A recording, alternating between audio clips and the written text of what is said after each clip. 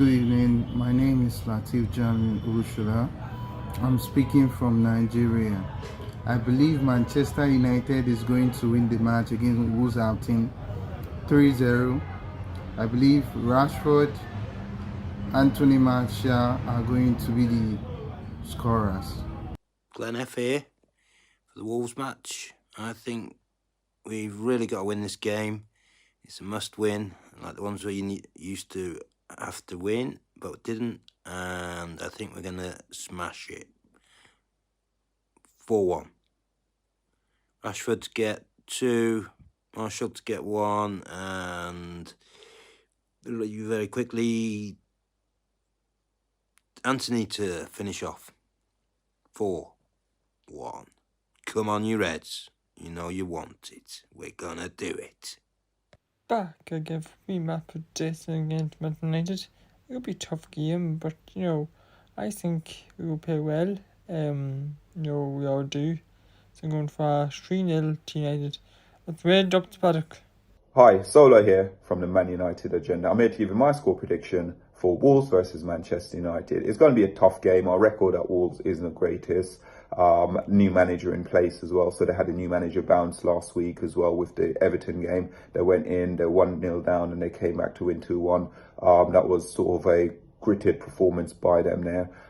So we have got to be wary of Wolves. What I don't want us to do is go in and thinking we got the 3 points already and don't really put in a performance. I don't think you get that from a Ten Hag team now because he demands more and more each week. Each time you see the team play, it's more and more and more. Noticing as well, I'm hoping today we can see Garnacho because I think Garnacho could be a key player for us today if he does start, and I think it's because of his pace. Also with the likes of Martial and Rashford as well for us, it could be one of those games where these guys can win a game. I know Ten Hag said he reckoned Rashford can get at least 20 goals this season. I think he can get the 20 goals, especially looking at his current form as well. So all the people who was writing Marcus Rashford off, all of a sudden now he's back to his best. So for me, I'm going to predict today for a 2-0 Manchester United win. Please, come on guys, it's New Year's Eve. Give us this win. I need it. I need to celebrate New Year's Eve in style. So make sure, guys, you're giving Paddock a like, share, and a subscribe as well. Thank you.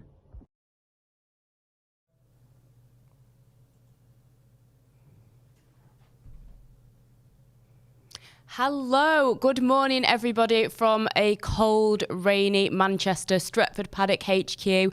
It's me, Angelina. I've not been here for a minute, but I thought I would grace you all with my presence on the last day of 2022 for the Watchalong as Manchester United will be facing Wolves. And I have got alongside me, he was a little bit late, I'll be honest, but Ronaldo, he is here gracing us with his presence. How are you? I'm not actually alongside you. I'm quite. Well, no, there's a away, bit of a distance because there is a space in between us. Because there should be somebody else joining us, hopefully very soon. He's got a better excuse than you, though, because he was in Dublin last night. Jay will be with us, but for now, it's just us holding down the fort. I don't know if it was a good idea that they gave this job to me and you. I was actually slightly concerned when I came in. They must have been struggling. They must have been, because Jay said, I'm not on till later. So I was like, oh, is it just going to be me and Angelina? And he's like, yeah. And I was like, yeah, we're fucked. No. Positive vibes. Last day of 2022. We are going to finish this year with a very positive note. And hopefully, Man United will finish it with a win. As always, guys, don't forget to hit that like button. Subscribe if you're not already subscribing. Get involved in these comments. We're going to be going through the team news in a minute. So, yeah. Are you excited for this game? Do you know what? I'm quite excited. The only concern is, I think a few weeks ago I would have been slightly more confident going to the game because Wolves obviously haven't been in great form at all this season, but they've just appointed Lopetegui and they've won 2 games on a bounce, and I feel like it's a situation where we're going away. It's a very Man United thing to mess this one up, basically. Probably. Going away to a team that has a new manager bounce, and that's a slight concern. So I don't think it's going to be an easy game. I think that we have more than enough to get it done, but I'm slightly concerned about the fact that Rashford isn't starting. But I do feel like he might have been run into the ground a little bit. And That's been a worry in the past couple of seasons when he's been picking up back injuries and so on. And I think it's a busy schedule. I think we play in Bournemouth in less than a few days, really. And I feel like he has to rotate the squad at least a little bit. Yeah, the games are coming thick and fast. I mean, let's take a look at that team news. We have got, obviously, David De Gea in goal. Our back four is Aaron Wan-Bissaka, Raphael Varane, Luke Shaw and Malacia. Then we go into the midfield. We've got Casemiro pairing up with Eriksen, Bruno Fernandes just in front. On the right, Antony. On the left, Garnacho and Anthony Martial up front. Our substitutes, Heaton, Lindelof, Maguire, Williams, Fred. Am I going to say this wrong? Mainu? Perfect. Van der Beek, Elanga and Rashford. Pretty much every other comment, apart from a few predicting that Rooney and Tevez are going to score. The majority are people obviously asking, where is Marcus Rashford? And, I think you make a good point in that, sometimes you've got to rotate your squad. And as much as we all love watching Marcus Rashford play, he maybe could have a slight knock. It could just be a case of giving a couple of other players a chance. Obviously, Anthony Martial seems to be doing all right at the minute, so I guess not as nervous. I mean, I say all right, but I'm trying to be positive in that people are maybe going to have a bit more faith in Martial than they did maybe a few months ago. No, I do definitely. Well, I will. I've always been Martial FC a little bit. Do you know what I mean? I've been a great advocate for him. I feel like he's got ability and talent, and I was always slightly concerned. Obviously, Sevilla spell didn't show it, but I was worried that if he did let go of Martial with him just being 26, that he would go on and kind of fulfill his potential a little bit more, and it would kind of ruin it, especially with the fact that the striker market isn't really that dense at the moment. But obviously, Garnacho coming in for Rashford, you're going to think, can he live up to the spark that he's been showing? Because one of the major concerns with young players is not necessarily always ability, but it's about their consistency, and it's about him keeping up the level that he's shown that he can basically be at. But looking at that team, that's more than enough to get a result. Obviously, Luke Shaw at centre-half again. Yep. Which means that, where does that leave Maguire? Is Maguire our sixth choice centre-back now? I mean, it's pretty peak, isn't it? Yeah, it's pretty You've peak. just come back from, being in the starting 11 for England at the World Cup to, Luke Shaw looking over you, who doesn't even play in that position. What do you make of the Harry Maguire? I mean, I've not been on the channel for a while, so I'm sure these are things that people have discussed, but do you feel bad for him looking at that? Or do you think that Ten Hag's making the right choice? I don't feel bad for him. Obviously, some people may point to the fact that he's not been completely fit, but his club form has been very different from his international form. And whenever he puts on a United shirt in recent times, he's not played well, and he's been a liability. He even came on against Nottingham Forest, and I think his first action was getting absolutely ripped by Emmanuel Dennis. And I don't think that puts you in the good graces with Ten Hag, thinking that he's got belief in you coming back into it. Ten Hag, oh Jesus! I was waiting. You just trailed off then. The thing is, I would expect the comments to normally tell us about. Yeah, I'm just looking at the comments. There's been one or two, it seems like Ten Hag has said why Marcus Rashford is on the bench, an internal disciplinary. I mean, that could be a couple of things. It could be something, like being late for training. I mean, what other kind of things could it be? Mouthing off or something at training? It usually will be punctuality, and it's probably him being late for the bus, late for something else, and then he's basically been benched. I mean, come on, it's Christmas. Like, you can be a little bit. I mean, you've been late today. You're not facing disciplinary yet until maybe Jay gets here. As far as I'm concerned, I wasn't late because. Okay. Listen, you think about your excuse and how you're going to back that up. Meanwhile, don't forget to get involved in the comments. Let's see some of your predictions in here. Prediction-wise for today, I get what you mean. I'm going to try and be confident. I'm going to go with... I'm going to say 2-0 because I really would like us to keep a clean sheet. And even if it's just for the banter of Luke Shaw and, if they want to keep the goals out versus Harry Maguire. But not that I'm a Maguire hater, by the way, but I just think it would be quite amusing. Some predictions that are coming in 3-1, 3-2, 1-0 to United, 2-0 to United. What are you going with? I'm going to go for 3-1. 3-1? I like it. Wolves are usually decent defensively, but I think we can get a 3-1 result against them. Another player that I was going to ask you about is, obviously we haven't had Delo, who's probably been one of our better players this season. Wan-Bissaka's come in, and have you been slightly surprised with how well he's played? Or? I have kind of. I mean, I was never a huge hater of him. I get why people get frustrated by him, but I'm kind of glad to see him doing well. I mean, do I think that that's going to mean that he's going to stay at Old Trafford during this January transfer window? I don't think so. I'm pretty sure if he gets a call, just because he's got a couple of calls. Are you sure he's not shown enough to be like a backup? I think he's been... I don't think he wants to be a backup, though, maybe. I think if you get a call, it must be frustrating for him because you brought in, he's kind of was the top dog in that position, and then he's kind of lost his position, and it's been back and forth battling. He's not really had much of a look in until recently. So if you get a call from another club, I guess why wouldn't you want to go and at least get that first team regular football? But I personally think that he maybe has done enough. I've not, like I say, not been a huge hater on him as a lot of other people have. I think that he's, you look at him and Delo and how different they are in numerous ways. Maybe it is good to have that different alternative. Yeah, that's true. Yeah. But I just feel like he's still going to probably go. I mean, wouldn't you in his position? I just get the vibe you don't rate him. I don't not rate him. I just think if a phone call comes, if you've been sat on the bench feeling like an idiot and the call comes in, you're going to be like, you know what?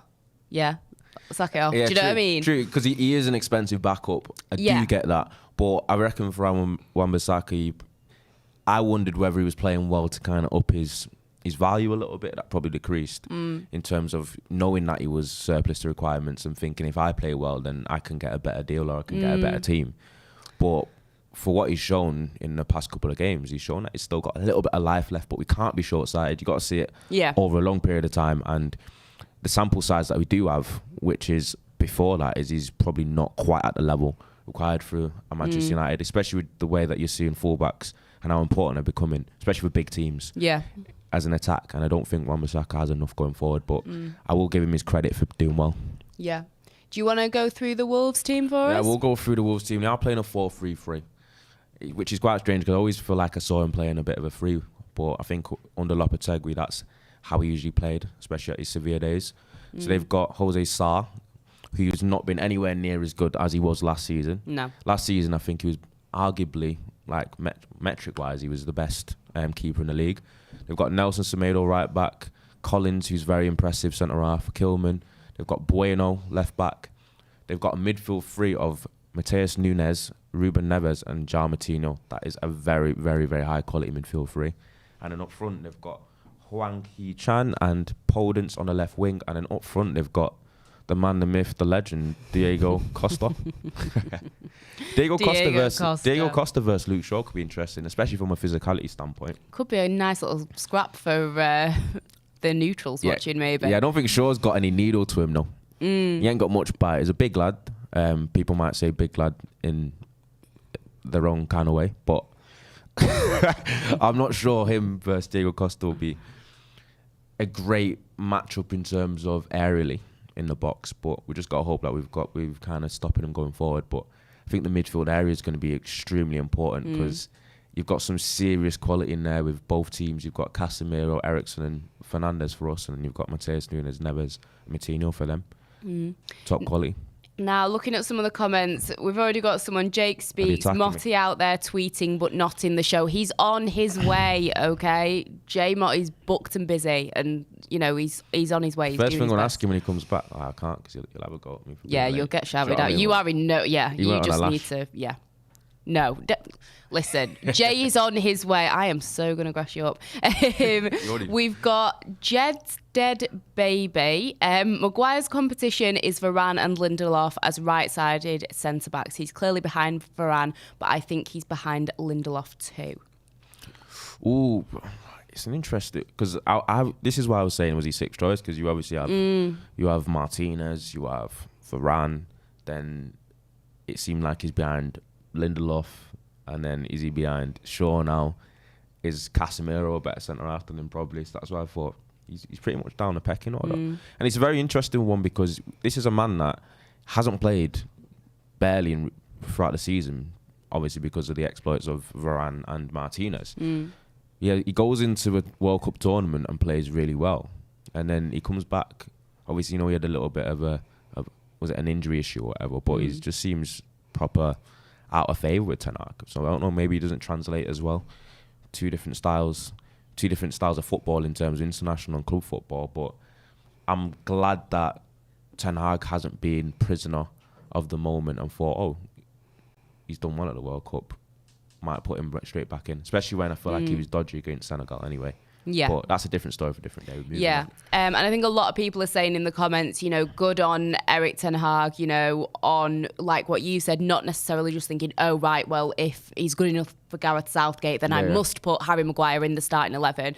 But also, you know, the way that he's dealing with the Marcus Rashford situation, that, you know, it doesn't matter, you know, what your name is in this squad. If you're not acting right, then, you know, you go into, you know, face the consequences of it. A few more predictions as well. 5-0. Here's hoping. Yeah, 5-0.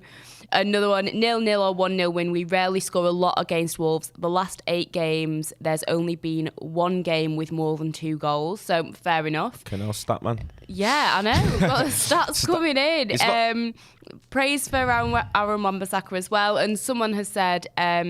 anyone else loves seeing Martial happy, smiling and scoring? And I mean, it's a weird one with Martial because I really want to be on his team. But then there's been so many times where I do get frustrated, and I have been in that belief of, you know what, if this ain't working, then in a bit, mate. I'm sticking on you then. Right, well... you know, not listening because, all right, so that's... I feel like you stay on the fence a little bit. So you said... There's been times where he's annoyed me. There's been times where he has annoyed me. So you rate Martial? What? Do you rate him? I thought you said hate then. No, I said rate. No, when he's on a good day, of course I rate him. I think he's got good ability. There's a reason why we spent all that money however many years ago for him. There's a reason why we've not got rid of him yet. But what frustrates me is when there's such a lack of consistency. And there's been so many times when he's had a perfect opportunity to step up to the plate. Like, it couldn't be a more perfect opportunity. The red carpet has been rolled out for you, mate. This is your chance to really put your mark on this team, this club, these games, and he doesn't do it. And that's where I get annoyed. And I don't think there's anything wrong with being annoyed at that, because you want to see your players do well, and when he doesn't... Now, when people go on about him looking angry... I have a resting face where I look angry, which we've talked about numerous times. Jay will, we'll call it a resting face. It just means that sometimes I might not look happy even when I am. So when people go on about his face, I'm not here for that. But he did say when people were talking about his body language and him looking quite sulky or whatever, they did say it's probably because some people have that kind of personality. But he did say he's not an actor.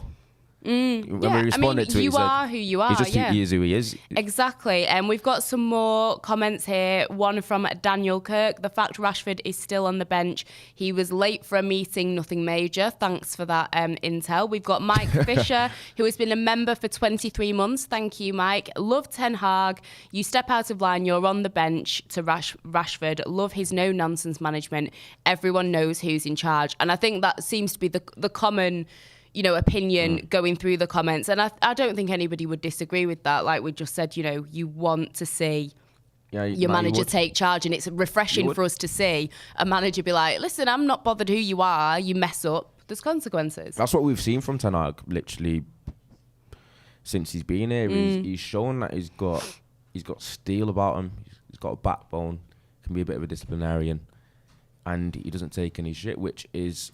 something that he probably had instilled in him anyway. But I think he was clever enough and insightful enough to see that United had a bit of a fractured dressing room. The whole style and ethos around the place seemed a bit off. And I think he came in there knowing that he had to put a bit of a foot down.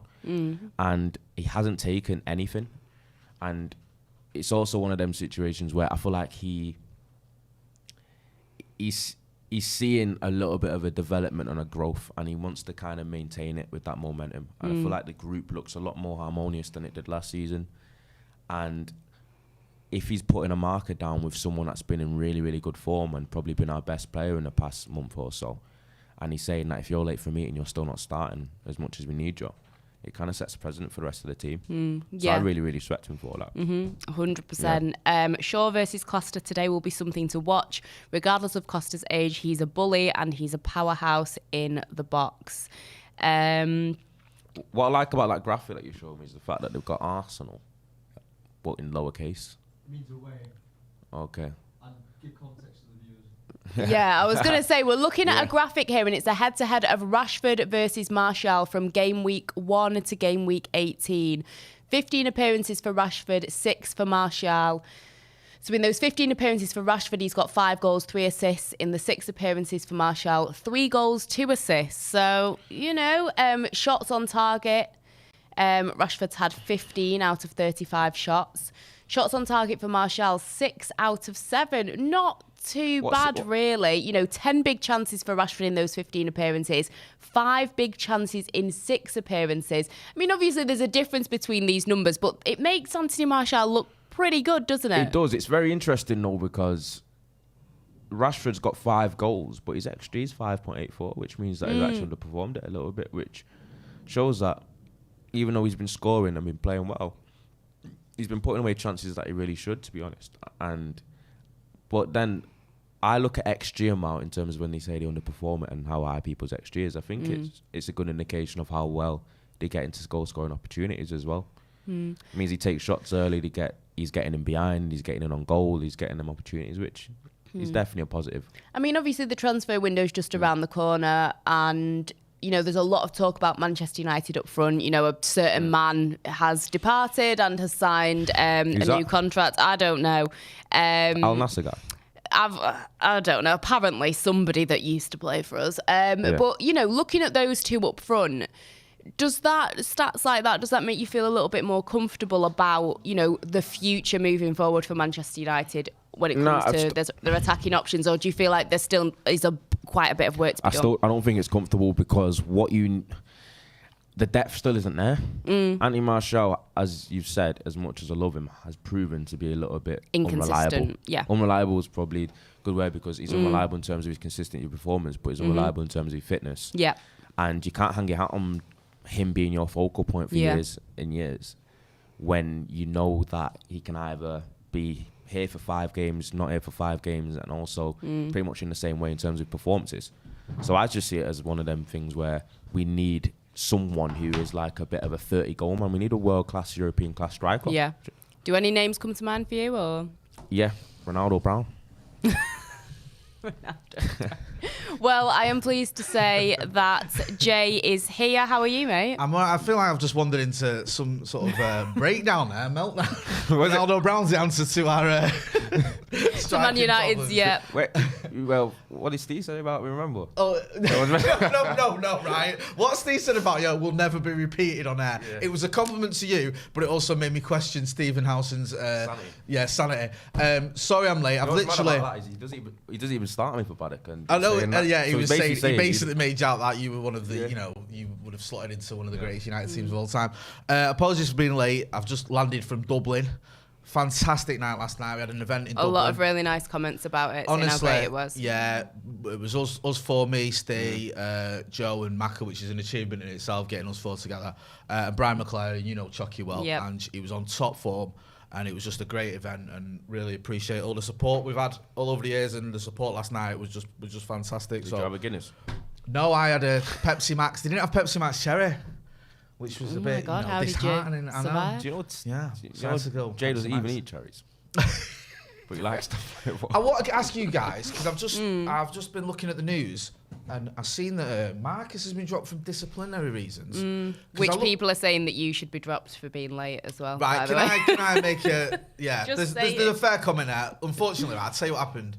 And I don't want to derail the watch-along. But I very nearly didn't make it because me and my Mrs. came over. Glad you did, mate. I know, right? What was wrong with you? Because we got in the wrong queue in the airport, right? Oh, I saw something about this. Yeah, nearly ended up we got in the queue to what we thought was the right gate to get the flight to Manchester. And the woman came down the queue. And my missus has priority because, even though we were going overnight, I think she took enough luggage for us to emigrate to Dublin. Standard, yeah. Yeah, and so, we had the extra thing where you can have that, like, the bigger bag or whatever. And the woman looked at a ticket. Sorry? Vaseline. You all right? It's lip balm, is that all right? No, Sorry, Jay, carry on with your story. Have you been drinking this morning or what? Right, no comment. So the woman come down the queue, she's like, she checked the his ticket and was like, yeah, that's fine. And then the guy in front had the same bag, and she went, "No, you haven't paid extra. You can't have that bag." Anyway, we got to the front of the queue, and she went, "This is a flight to Poland." Right? I was like, "What?" This is very on brand. Yeah. And I went, this is my phone. I went, shit. Right? So we looked. The gate was closed for the flight to Manchester. So I ran. Fortunately, it wasn't that far down like the other end of the airport. Ran, and they were just shutting the doors as I got there. Jesus. And I managed to just get in. Literally a minute later, and I wouldn't have made So it. you're telling me you would have had to stream it out from Poland? Yeah. Okay. No, I would have got if it had got like on that plane. If somehow they'd have let me on that plane, I would have ended up probably arguing with someone on the flight that they're in my seat. And so Oh, you'd have been that yeah, person. and I've been like, listen, mate, it says there 10 days, and they've gone, yes, to Manchester. This is a flight to The Poland. amount of times that's happened, you know, just like in cinemas or at the theatre or something like that. What, that when you've- people have come up to me like, "Oh, you're in my seat," and I'm like, "No, I'm not." And There's they're no- like, "Yeah, you get into it," and I I end up looking like an idiot. I had that at the Uruguay South Korea game. There we go. All right, great. Do you know what I mean? It's Hey. not- Oh, what, when you was at the World Cup? Was Yeah, at the World good for Cup you. with all the high flyers. Go on, what Yeah. happened? No, but it was just Someone in basically your executive box. No, it wasn't. No, it wasn't. What, you didn't get your Obviously- drink served at the No, right no, it time was- or something? My heart bleeds not- for you, yeah. So sad. Oh, please, you should get that checked, Dan. Yeah. I will. Anyway, a lot of people wishing Sir Alex Ferguson a happy birthday, which we haven't done yet. Yeah. Big happy birthday to the greatest manager ever. That was a moment in your life that you'll always cherish. 2 minutes and speaking to 37 him. seconds of my life that was just seminal. Yeah. It was one of those moments where seminal is like, like sort of historic, life altering. Poignant. Yeah. It was one of the moments where you actually thinking to yourself, what are you laughing at? Do you know when someone explains a word with Yeah. using another word you don't know what it means as well?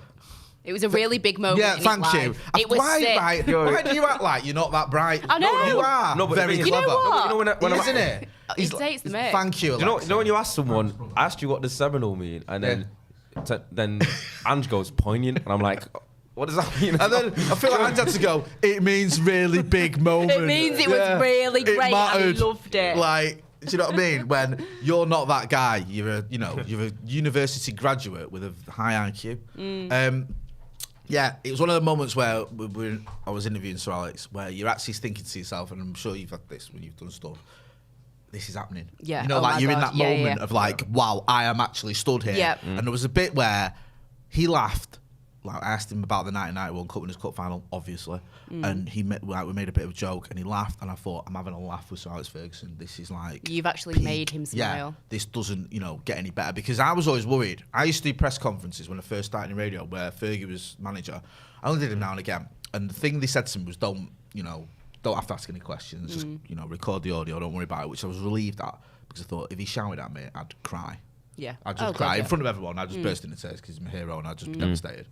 And then when we did that interview, I thought if I upset him or if I say something and he's in, you know what I mean? He takes it the wrong way. I'll never get over it. But it was the opposite. He was just dead great.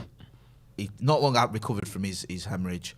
His memory was that good. He could tell me who was missing from the 1990 game against Nottingham Forest in the third round of the FA Cup or the 1989-90 season, which shows he's just it was good to see that he was back to his best. Gary Greeley, have you read this super chat? Sorry, No. I feel like we're both. No. Sorry if you don't. Gary Greeley says, they say never meet your heroes, and they're dead right.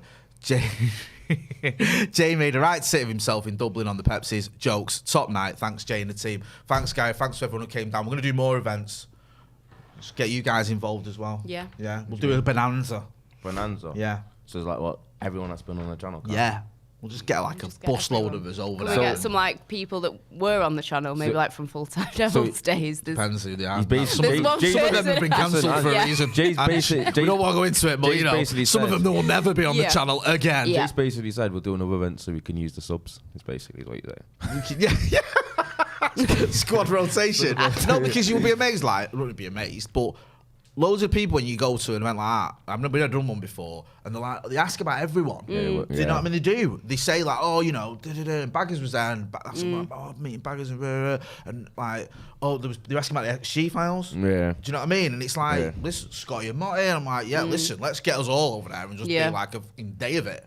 Do you know what I mean? Because Yeah. it was such a top laugh. It really was. It was. Oh, that would be so like a running. a Paddock com or something, like Comic Con yeah. kind of thing. They actually do one totally off topic, but they do like a Real Housewives one where all the different Real Housewives of the different franchises come together. So maybe we could do something. Yeah. Something like that, yeah. What, like, Paddock when you say Real Housewives, like the Real Housewives of Atlanta and Real Housewives of Orange County? Yeah, Real they Housewives all of, come together in New York for like Manhattan, a 3-day New York. exhibition Really? almost. You're Yeah. avid watcher.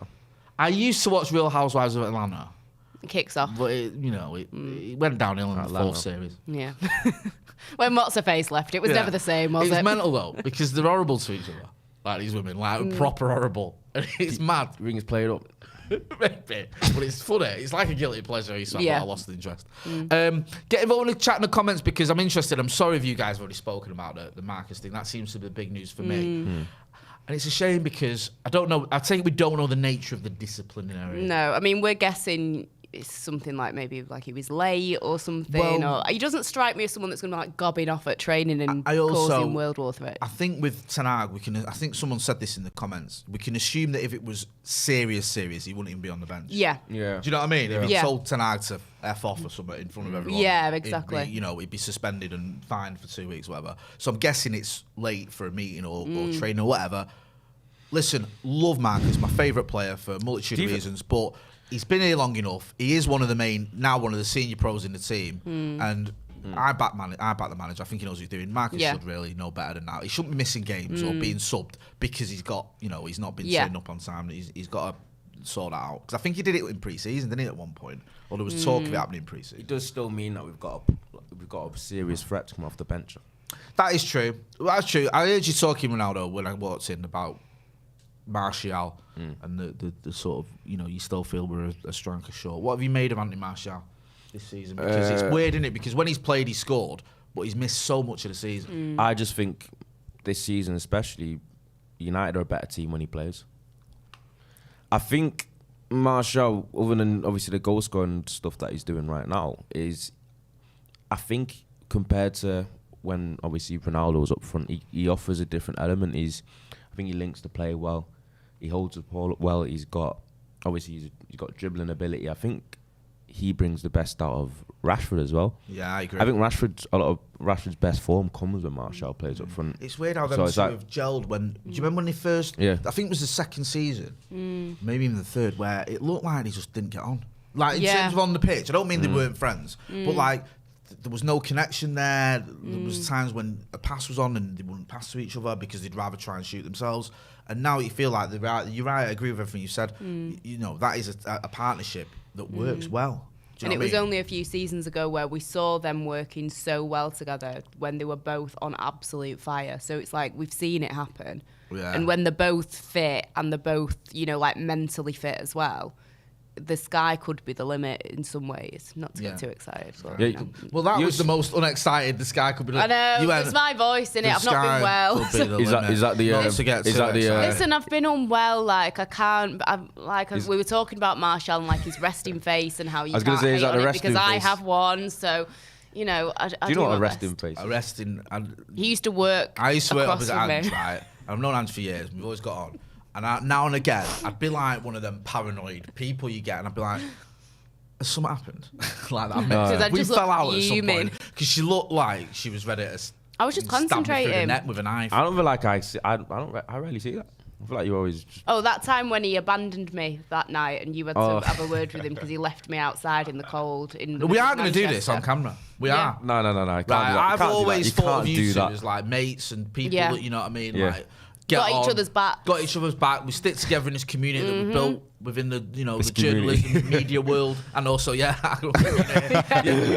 And I get a phone call of Ange, distraught, disappointed, devastated. I would say, that you have come out of a club, seen her, and blanked her, and gone back in and left her there in the queue on her own.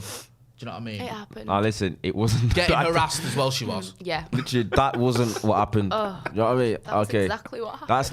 That's not happened. I've walked out. Sleep at night. Listen, it's just amazing. I've walked out this bars club and I've looked to the right and I see Ange, but like she's far back. In the queue. With the peasants. Yeah, You're with in the your VIP, peasants. having your brandy and apple juice, whatever you drink. And then in my head, I couldn't be bothered doing anything. I don't. Yeah. I was having a good time. It might have been. Need to go out It might have been the fact. It might get me friendly. Might have been the fact I had a resting face. See how he tries to twist it. Disgraceful. Tries to twist that. It's your fault. Of course, it's my fault. So yeah. I've Do you know what looked I mean? over and I've give the old people them nod. Like, Yeah. do you know what I mean? So I didn't. I see you down there. So peasant. so I didn't Yes. disacknowledge, and then I thought, okay, she's gonna come in and I'll see her when she gets in, but she never ended up coming inside. Right. So I went back inside and then enjoyed my night. Yeah. And then Yeah, and she didn't enjoy come the in. rest of the night. I forgot she existed. She Yeah. existed. Like, And then, good but friend. then I ended up going to a club afterwards, and then Angeline was in there. I spoke to her. And then tried to be my best mate. I Then said, and I was apologising. I was really apologetic. didn't even get me a drink And I to say said, sorry. I'll get you a drink for apologies, but then I forgot. And then Wow. Then Talk he about was running compounding around the it. club, running away from women that were chasing after him. So it was, it was a tough night for him. I don't remember that. Right. We're going to get into some quotes in a minute from Erik Ten Hag. First of all, though, Matthew Coward, who's been a member of the academy for 24 months, says that David Neres' story from his Ajax days tells me this is only a minor discretion, but still needed enforcement. Yeah, Ten Hag has ways of dealing with things. Like there was the player whose name escapes me who wouldn't come off the bench that time, if you remember, who basically never played for Ajax again. Yeah. It was like he was in the resis the next week. Oh, yeah. I can't forgive me. Steely. Yeah, and then was shipped out. I think he went to Napoli or somewhere. Eventually, he was just like, you don't play for this club anymore. Whereas, this sounds like it's a bit of lateness, or maybe you've not worn the right outfit or whatever. We'll get into some quotes here. We've got Erik Ten Hag on Garnacho, starting Garnacho. He says, we have a good team, and Alejandro comes in. He did really well in the last couple of games and has made huge progress. I'm expecting him to contribute and expecting him to bring his skills.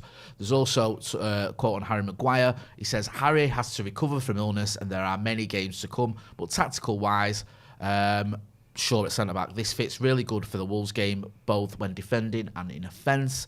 So we've got... Sorry, I'm really catching up to speed. We've got Shaw in defence again. So we've got Wan-Bissaka, Varane, Shaw, and Malacia. Right. We'll get to... I'm just going to do the final quote I've got, then I want to get to both of you on Maguire. On the possibility of breaking into top four, Ten Hag says, we have to win every game. There is always pressure at United. We are prepared for it. Maguire came on the other night against Forest, didn't he? He's had 10 minutes. All right. I always feel like you're up to something. I don't know why you're smirking to yourself. Something going on with you. Is he not ready yet? I Do you know. not think this is a bit of the manager going, I'll protect my player in public, but I actually would rather have Luke Shaw at centre-back than Maguire. That's what I said. It's kind of like... because he should be ready now. Yeah, I mean, like I was saying earlier before you came, I kind of rate Ten Hag in that just because you're good enough for Gareth Southgate, mate, does not mean that you're good enough for me. Yeah. It's a weird one, isn't it? I mean, I've never been on the Harry Maguire, like the hate train that some people have been on. No, but it's becoming pretty obvious. I mean, the World Cup, as much as I don't think that you should make club decisions on what happens with nations, I do think at the same time you should take it on board in that how many times have we seen it where players have had really good World Cups or European Championships and they've ended up either making big signings or they've been given a second chance with clubs. And I do think, like you say, it's very telling that, you're back now. Yeah. You've got some illness that seems to crop up when you feel like it crops up. And is this just a case of this is maybe, winding down Harry Maguire at Man United? And who knows, could a call come in for him in the January transfer window? Would they be interested in taking it? I guess we'll have to wait and see. I can't see them getting rid of him, though. But I don't feel like they will. I think it'd be more... And Newcastle, which they probably don't need him because of Botman, but he might. I think Maguire could have actually gone to Newcastle. Newcastle coming. I know. What do you reckon? Is producer Ethan there? Yeah. You've got Dan Burn. Who else is your centre back? So centre halves of Botman. And Botman. Botman alongside Share. Yeah, Share. They've got Share. So Maguire, they'll buy Maguire and replace Shah with him because is Shah good? I don't think he is. I prefer Maguire. Yeah, producer Ethan, who's a Newcastle fan, says he prefers Because the Maguire. thing is, I don't know what Eddie Howe's done because whenever I speak to Ethan, there's players that he never used to rate that actually played all right now. And I think Shah's one of them. Weird going on at Newcastle. It's like Almiron's the best player ever. Yeah. And he was terrible for about 2 years. Yeah, now he's amazing. I'm told that. Like, what's going on Now, there? yeah, now all of a sudden Ethan rates him. Fickle fans. You won't get out United. We're We're never like that. No. Yeah, it is. Like, it does seem to be indicating there. People in the chat, there's a few people saying Maguire, Ten Hag prefers a left-footed centre-back and he can have his left-footed centre-back. Harry Maguire can play on the left side of centre-back. Yeah. He's done it for several years. He's capable of doing it. For me, I don't think it's that deep where it's like I'd rather play a left-back at centre-back who's left-footed than my centre, my centre-half. I think it's a case of I personally, I might be wrong, I don't think he fancies him. No. I just don't. I think, yes, he stuck with him as captain. He made some quick decisions, Erik Ten Hag, that sort of just quashed a lot of rumours and conjecture. De Gea's my number one, Maguire's my captain. Yep. Those were two big decisions almost day one on the job. Now, De Gea obviously stuck with him and he's done well. The thing with Maguire as captain, it's almost like, well, you're club captain. So if you play, you're captain. But if you're not, Bruno is. Or, if Bruno's not available, then I think we've seen Marcus and others who take the armband. So, yeah, I just feel like with Maguire, doesn't quite rate him as much as he probably should do. And also, we said this when he came in tonight, the one sort of advantage he had with Maguire and with anyone else when he took over was he didn't buy him. If you don't buy a player, you don't have to play them. You don't, you don't owe them.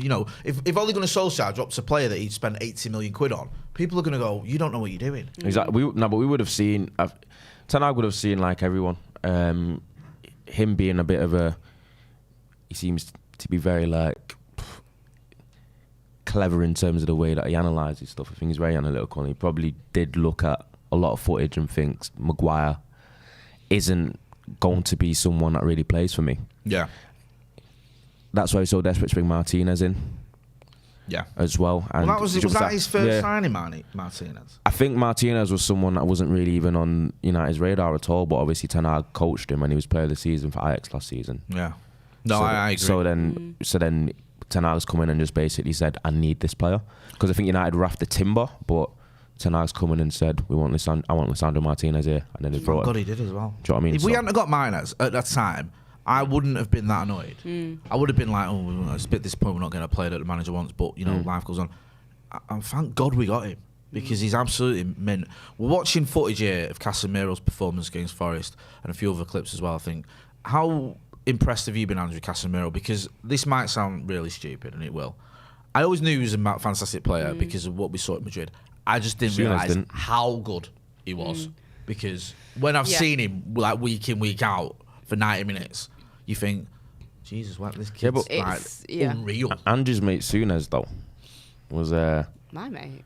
on TalkSport. Yeah, it was like, remember he said, it was like he's never been a great player. Listen, everyone's welcome to their own opinion. They have a bit of yin and yang on that channel. That's why Angie's on there. Do you know what I mean? Like, it's a bit of a counterbalance to some of the nonsense there. Jeremy Young is in the member of the first team 17 months. I think he just put a chat in, I don't think there's anything on it, but thanks for your support. Jed's Dead Baby says, Casemiro played like prime 2001 Keane, interceptions, tackles, blocks, but also progressive passes, switches, through balls, etc. Those progressive passes were really impressive because he can stick a foot in, he can read the game, but there was one point where he made a tackle and set up the goal, really, didn't it? It was like the pre-assist or whatever you want to call it. It's one of the goals. I've been so impressed by his passing. I didn't know he was that good on the ball. Like, he's passing forward and like breaking the lines of his passing is really, really, really good. I thought he's just a bit of a defensive monster. Like, the interceptions and tackles he's seen. That's what I thought he was. Do you know what he was actually much better going forward than I thought he was. I think there's a bit of arrogance sometimes with this league. That we think people just win loads of Champions Leagues just by being average. People totally underestimated Casemiro. He's won a few La Ligas and 5 Champions Leagues. He's next to Cruz. He's like, anyone could do that. Well, no, they couldn't. I think if they could, loads of English teams would have loads of Champions Leagues, or loads of players in this league would have 5 Champions Leagues, and none of them have. It's because the ones, other than him. It's because I think a lot of people think if you're playing with better players, then you look better, which can be true in some instances, but sometimes if you're playing with them level of players, if you're not at that level, you get found out more easier. So he would have had to be at least around that level to be able to play alongside him for that long. So I think people just automatically, because of the stuff that we've been through with Man United, it's kind of like, oh, what, we're getting a Real Madrid player? Well, it can't be that good because, you know, it's going to go wrong for us and people automatically kind of go towards these negative thoughts. And I think a lot of people are using the excuse of, oh, yeah, he might have been at Real Madrid, he might have been a good player, but there's a reason why Real Madrid are getting rid of him. He's clearly Varane, not at his best. Varane, you know, they don't let good players go. Varane's mint. He's one of the best centre-backs in the world. But, you know, with Real Madrid, but they also would not have kept him for the amount of time that they've kept him if he wasn't a good player. And I've always been impressed with him, watching him over the years. And I think it's, I was buzzing when he came. Like, I was so happy to see his arrival, and I just thought, this is exactly what we've been needing. And when I heard the rumours, I'll be honest, like a lot of people, I didn't really think it was going to happen. But the fact that we got this deal over the line, I always thought that he was going to be, you know, the best signing that we made, you know, in that transfer window. And I think he's proving that. And I think, you know, he's such an amazing talent. There's a reason, like I say, why Real Madrid kept him for so long. The reason that he's probably left Real Madrid is that you look, they're in a very good position because they can get rid of one of those three of Cruz, Modric and Casemiro. And they've managed to keep hold of two of them, and they needed to start bringing in, you know, youngsters like Camavinga, etc. So, you know, it's something that they had to do. But I think, you know, we can't use that as, oh, well, maybe he's not going to be as good and blah, blah, blah. Like, you know, maybe he wanted a different challenge. Yeah, people laugh and say, why would he want to go to United? It's about money, blah, blah, blah. I don't care. No, I just think, like, this idea, why would he want to come to United, right? If you're going to leave Real Madrid, there are literally about 4 clubs that are of a similar stature to Real Madrid in the world. One's Barcelona, and you ain't going there from Real Madrid unless, you know, it's, well, very rare that ever happens. Another one is probably Bayern Munich. Another one is probably Juve. And another one is Man United. Yeah. You can maybe argue the Scousers are, pains me to say it, a similar-ish. I think Liverpool's City now as well. I don't think City are one of those big no, not a chance, bro. I'm talking about, I'm not on about... Talking about one of the biggest clubs in the world is not Manchester City. I'm not on about your, like, I'm not on about kind of stature in terms of historically. I'm on about what's more attractive to go to now. But, you know what I mean? But this idea that going to United is a madness. It's not attractive anymore. but going to United's never not going to be a madness, no matter how we... Yeah, it's like... It's not. You go into one of the biggest clubs in the world. It's not attractive anymore. Yeah, you go in one of the biggest clubs in the world. It's the only club in England where you're going to play in front of 70,000 fans every week. You know what the mad thing is? You go into a manager who's up and coming, who knows what he's doing. And also, last time we checked, United have got some absolutely mint players playing alongside you. You're not joining a club that's got no one. You're playing in front of Rafael Varane. You've got Bruno Fernandes and Christian Eriksen alongside you. And you've got Marcus Rashford. It's true. It's true. I think and Ronaldo at the time was there and was, you know, a positive person. I mean, I can be very critical of Man United, but I'm not. I don't buy into this idea of why would anyone want to come here? No, it's definitely not, because obviously if you're looking at Real Madrid's probably probably the only club that could have an argument in terms of stature. Of being slightly above United. Yeah, maybe. I agree. I agree with you. Because I think often what you say is, if you're at United, especially at your peak, and you're getting a big transfer move, really the only way up is to a Real Madrid, maybe. That's what I mean. And that's even... And also, so it's like, the thing with Casemiro, right, is you've been at this club, you've won everything, you've been at one of the biggest clubs in the world, you don't want to downgrade massively. You don't want to go around now, I'm going to go and just get a big paycheck and play for a club who's got 40,000 fans every week. Yeah. I'm going to go Al Nassr, like, you know. Do you know what I mean? Like, you want to go... Like, Fergal McLaren's in the super chat says, isn't it mad the biggest flop of ex-Madrid was Ronnie? Did all right at Juve, didn't he? Did all right in his first season at United. It's just a shame now, because I think now the narrative because I've not even United been here since all of this stuff has been going on, and it's just sad. Time, no, really. It is, and I think he knows it. He wouldn't go to Al Nassr if he thought he could still win a Champions League. Do you know what I mean? I don't think he does. But I thought he'd try. I think he would have tried his absolute best to go to Champions League team. None of them wanted him, because I think he's 10 or 11 goals ahead of Messi all time for Champions League goals. Do you think Messi's going to catch him? And Messi probably has 2 more seasons to catch that. I don't think Messi will catch him. Do you reckon? No, I don't think he does. So wait, right, so Messi's 35 now. He's probably got another 18 months probably at a Champions League team. I don't think he's bothered to catch him though either. And I think he's got an outside chance of catching him.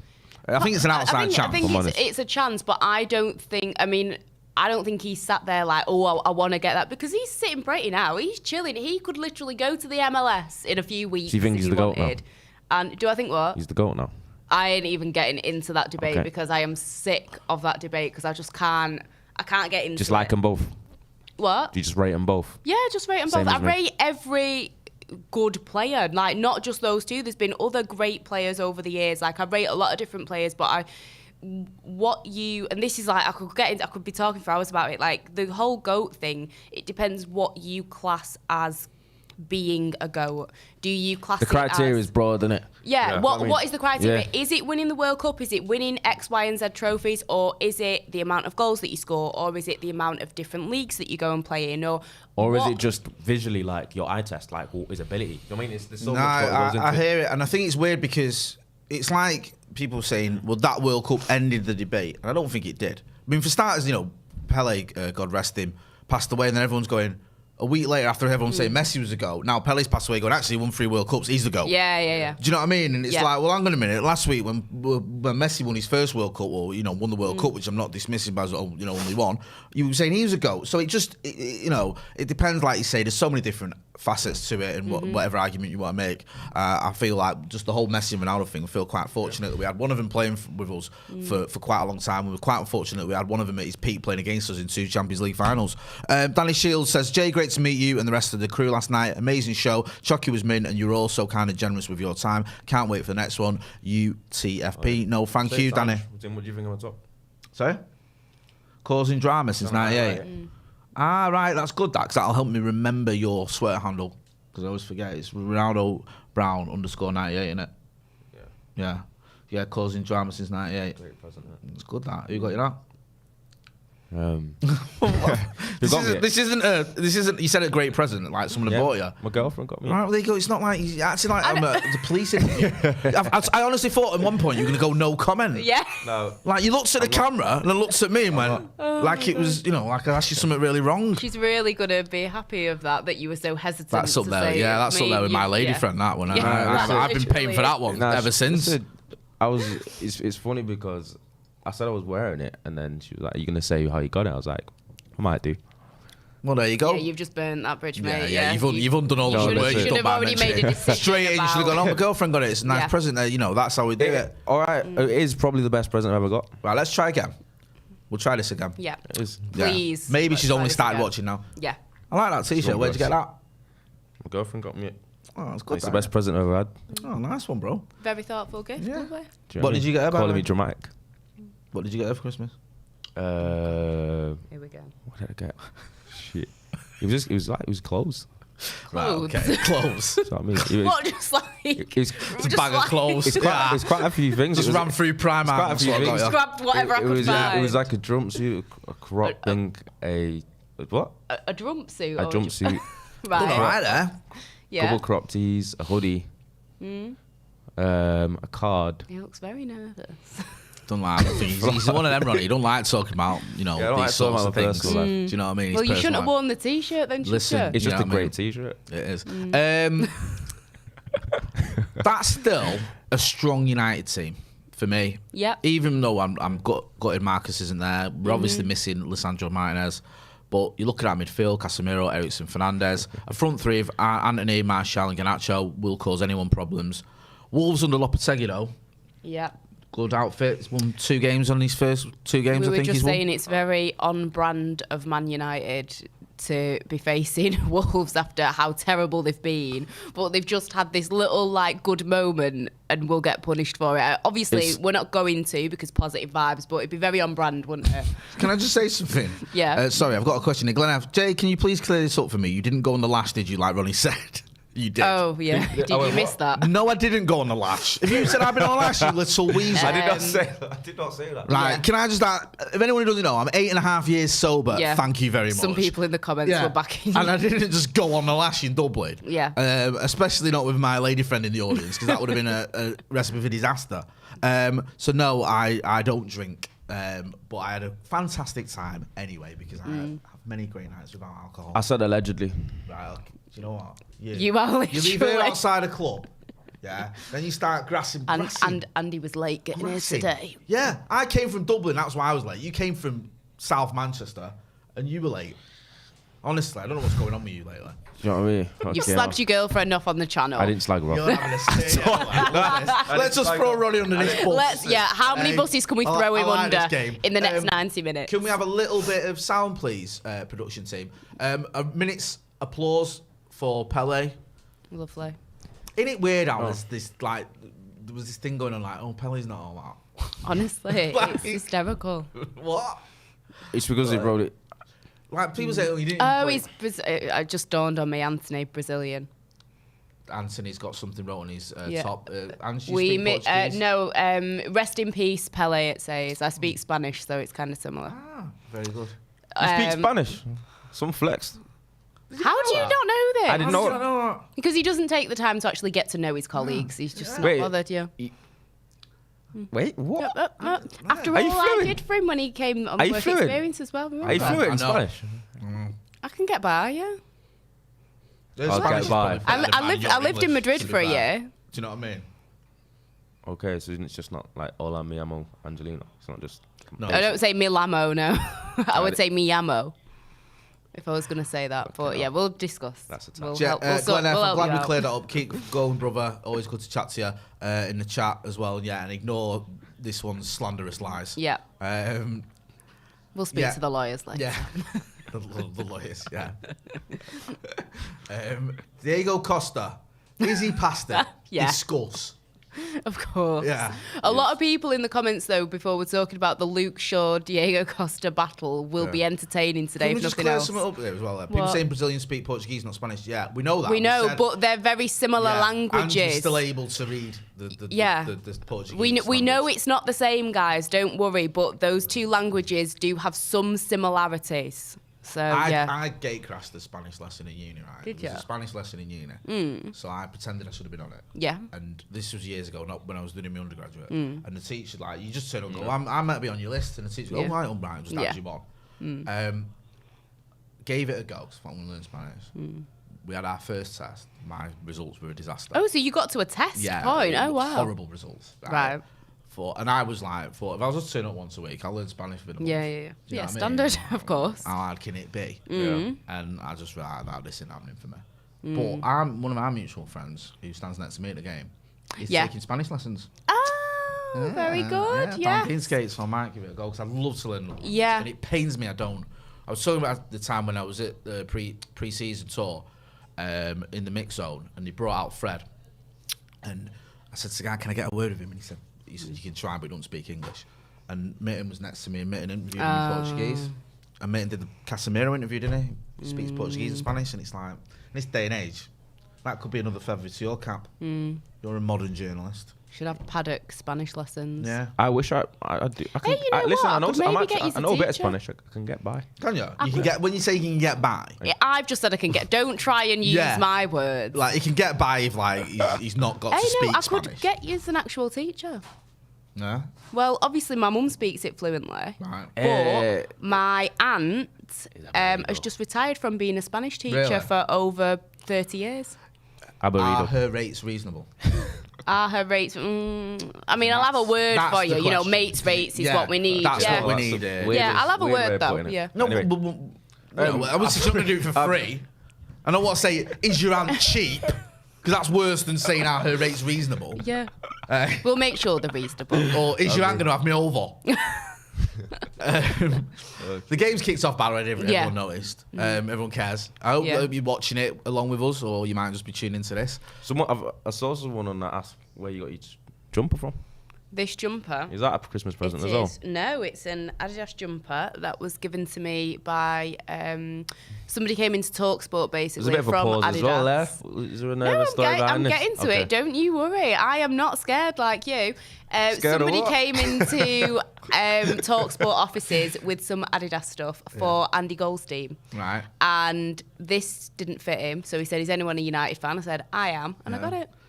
Had to fight two other colleagues to get it, Is but ya? it was worth it, yeah. That's what I love to hear, man. Always getting free stuff. Pilfering, man. That's what it's about. So yeah, I was like, no, I'm not. And then he was like, oh, you know, is anyone a United fan? I literally spun round on my chair. Yeah. I was like, yes. And obviously, Is anyone a the United fan? The Manc accent. Yeah. I was Are like, you you ain't thick? gonna question me, are you? Do you know what I mean? Have you not been So- listening to me lately? Exactly. Do you know what I mean? So Big yeah, in the game. Am So, I anyone a United fan? it was a good win. It was a good Well day. done. Good stuff. That's what we like to hear. Could I request a glass of water, please, from anybody? Thank you Wolves on very the attack much. here. Danny Wild is in the super chat. Let me just wait to see what happens with this. Says, I'm thinking, he's been a member of the academy for 90 months. Thanks for your support, Danny. I'm thinking a young, lonely striker with something to prove at a bigger club with an option to buy, depending on Tony loan and 50 million in the summer. Who did you say you'd like to see come in as a striker at United? He said himself. Other than, well, let's forget that one. Let's park that one. Because someone asked me this last night. Kind of put me on the spot a bit because I think, actually, you know, there's options. In an but ideal world, no one stands out. probably Gonzalo Ramos or.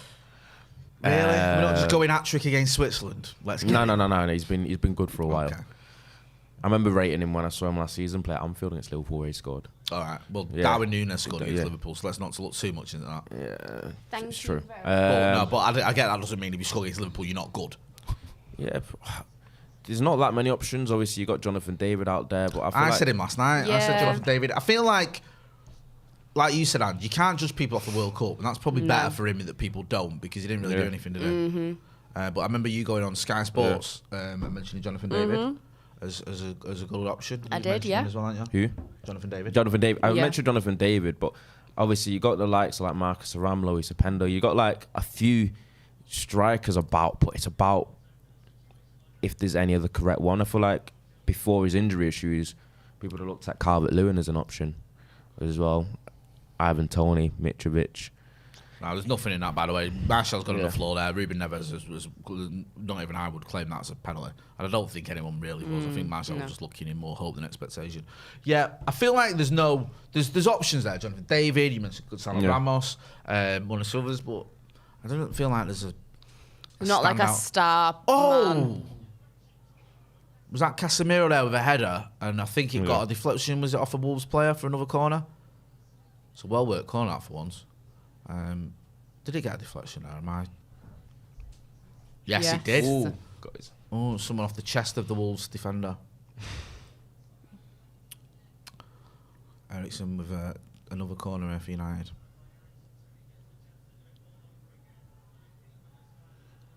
Have a dig. Ooh. No, was that Garnacho? How good would that have been if he lashed that in? That like skulls. I it. Shades of wanted, Skulls at Villa, innit? Yeah. I wanted to ask Jay, because obviously with me being down south most of the time, not been to many games, what's the atmosphere been like? How have things been at Old Trafford? Really good. I feel like there's the carnival atmosphere has returned. Yeah. You know, like when we used to be good and we used to be Oh, having yeah, laughter on the those game days. and you know, different chants are starting and everyone's sort of, you know, all that sort of stuff.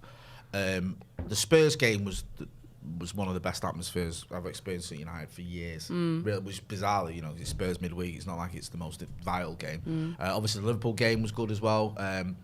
But yeah, Forest the other night was really good. I think it's. I'm in the TRA and they do a good job of getting everyone going. And I think there's just people are like genuinely a bit more happy. The football's good to watch. Yeah. The Glazers are fucking off finally. Hopefully, you've got play. I know. You know, fingers crossed on there, and also, you know, be careful who comes in, but hopefully it'll be, well, I assume it'll be someone better. And then you've got, there's a likability as well, I think, that matters. You had a spell especially under Ragnick, where he felt like the team and the fans were disconnected a little bit. Like, you know, it was like they almost didn't want to be here. I'm talking about the mind you, as a fan, I didn't want to be there half the time watching some of the dross that was being churned out. But, you know, you look at the players, you look at the way Marcus today aside has rediscovered his form.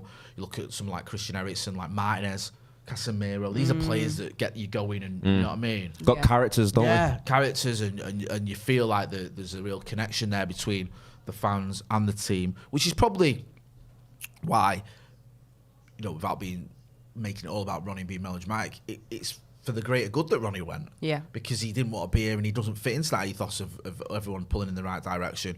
But yeah, it was it has been much better, and I think, you know, it's always the chicken and the egg theory, innit? Is it the fans that get the team going? Is it the team that get the fans? And I think it's a bit of both, innit, really? Yeah. Do you know what I mean? I mean, I've been there watching United winning Premier Leagues when the atmosphere's not been great. Do you know what I mean? But I think now we're up for it.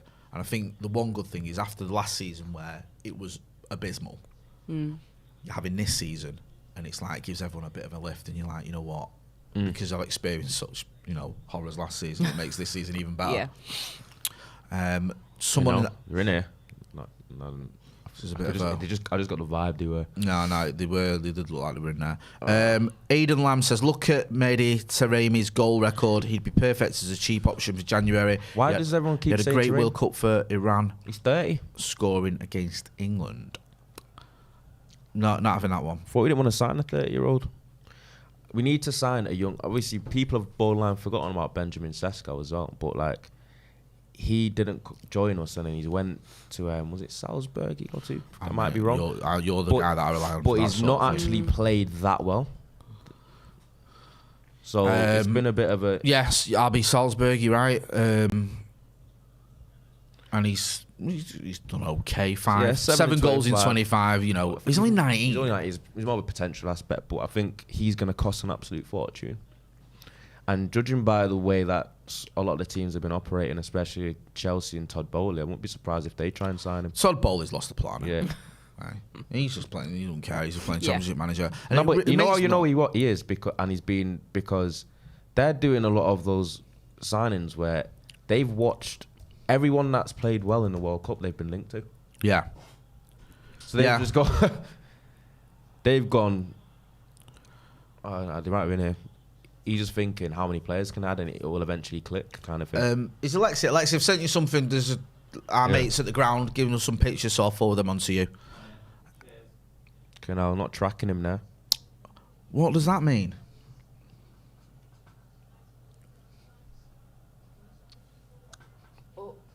Right. Sorry, Ryan Hopper's just sent me something. Right. Which, yeah. Yeah. Up to the right. Oh, so he's on Google Translate to get a bit of Spanish on. I don't Or know. did he mean up the Reds? I think he messed it up. No, Ryan Hopper just sent me that. How long did you spend in Madrid, Ryan? Up the right. Yeah, Ryan Hopper there sending me messages in Spanish that I think his Google Translate's broke. Yeah. Oh my god. I don't like playing Wolves. Yeah, I don't. No. I feel like we always have a dodgy game. I know, man. See, when it's a Especially at struggle, Wolves. yeah, and then we don't always when it's just like one of those draws. And they're also meant to be one of the best away kind of ground in terms of atmosphere. Molyneux. Apparently, Wolves fans are meant to be quite like you wouldn't think it, but then players have said that Wolves are one of the toughest places to go in terms of the atmosphere. Yeah, we could be on here though. Could be in. Garnacho on the left. Go on, my son. Oh, he's just ran into trouble there a little bit. Got doubled up on though. Yeah, he did, to be fair.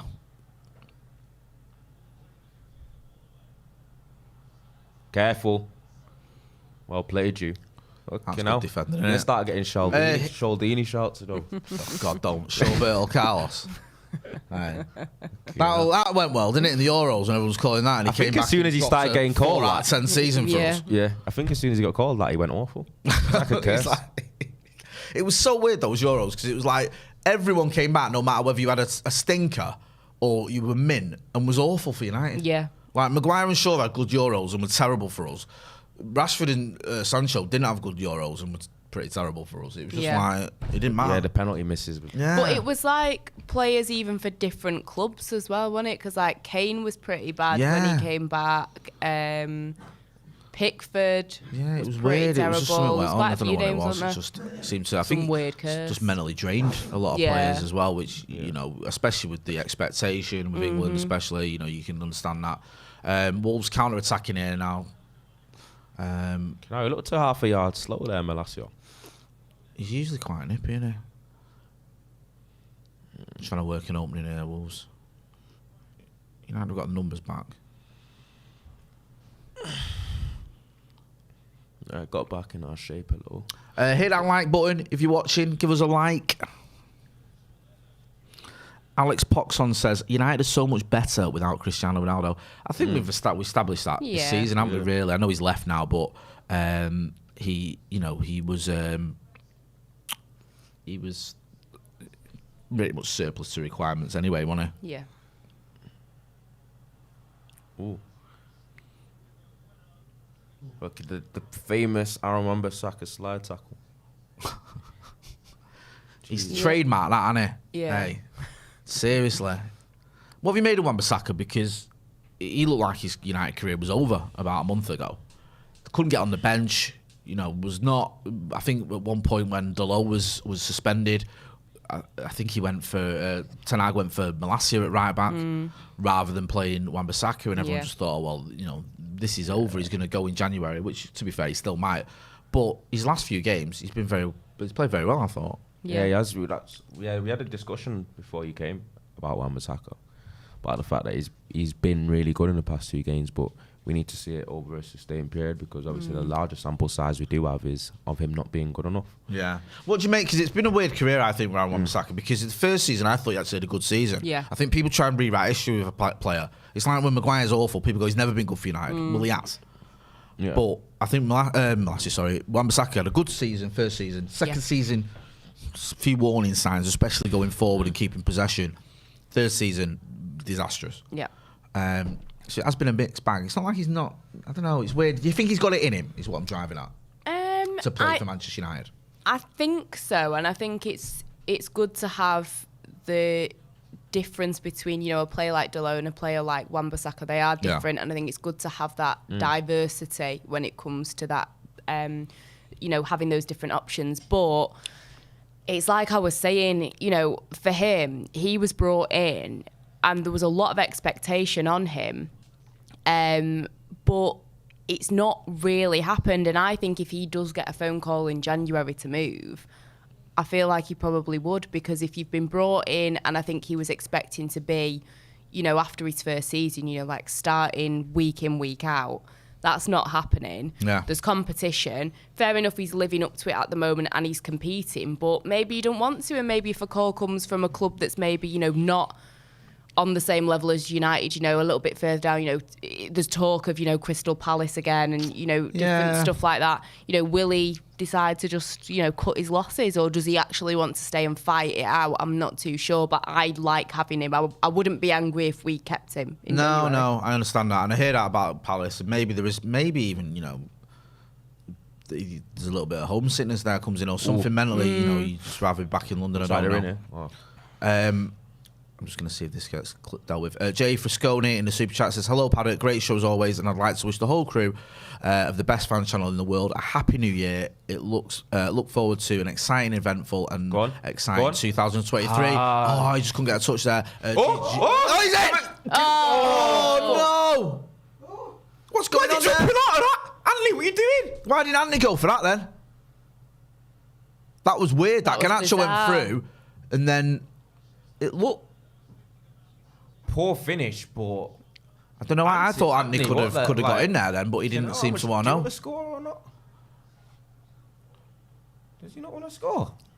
It'd be interesting to see this. So great ball by Eriksson. Looks like it's gone away, but Semedo with an awful pass. Garnacho. That was terrible. Probably could do a little bit better with his finish. So it is a very good save. To be fair, you're right. You're spot on. But then we didn't see the replay. But it looked like Anthony pulled out. Was going to be, on for the 50-50 with the keeper. I don't know whether he felt he might foul him and get in trouble or what. If I'm being kind to him.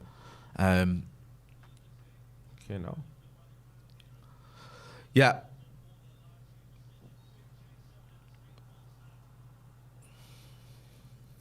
Not really good enough, but can't. From Anthony, I think he should have done better. I think I'm more annoyed with Anthony than I am with Garnacho.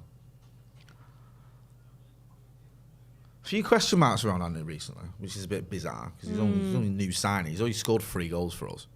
But I noticed that after the Forest game, a lot of people going, is he at the levels we need? I think isn't this a bit premature? Do you know what I mean? Yeah. I think you got to give him time. He's obviously a good player. He's got ability. When he played for Brazil in the World Cup, he was really good. Yeah. Do you know what I mean? I thought he had some really great moments at the World Cup. Yeah. There was one game where he had a sequence in 20 minutes where he was literally unplayable. Like he just ripped the fullback every time. Skills, tricks.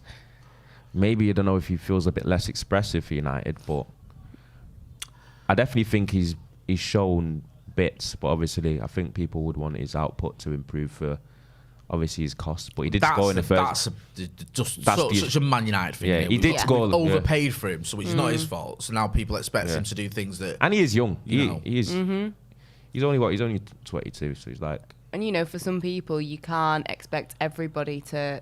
I know people sometimes use it as a bit of an excuse, but you can't put a time frame on how long it takes different players to settle into, you know, a new league, new teammates, different things. How's that a foul against Garnacho? Yeah. It's 6-1 after, doesn't he? Where he's got all the Garnacho shirt.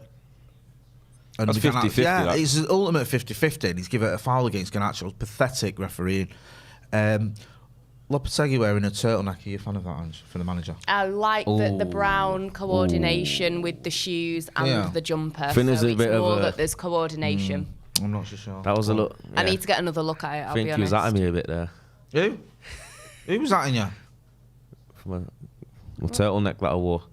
What are you on Not about? everything's about you, you know. We're just discussing fashion. Sniffing? What are you talking about? I don't even know you would. Yeah. Where's this paranoia coming from? I'm asking about Lopetegui's He's turtleneck. very And you think I'm having a paranoid dig today, at you? isn't he? Hey, Jay. I'm overt when I'm having a dig at you. I'll let you know. I've not been sniffing. Right. He's I've not been drinking today. Yeah. Yeah. We're He's equal. accused you. Yeah. He's scared Right. to talk Jay about Mutton his Yates. present. Now he thinks we're coming after him. It was the 90s, actually. But I'll let you off there. What do you think of the turtleneck? Ange likes it.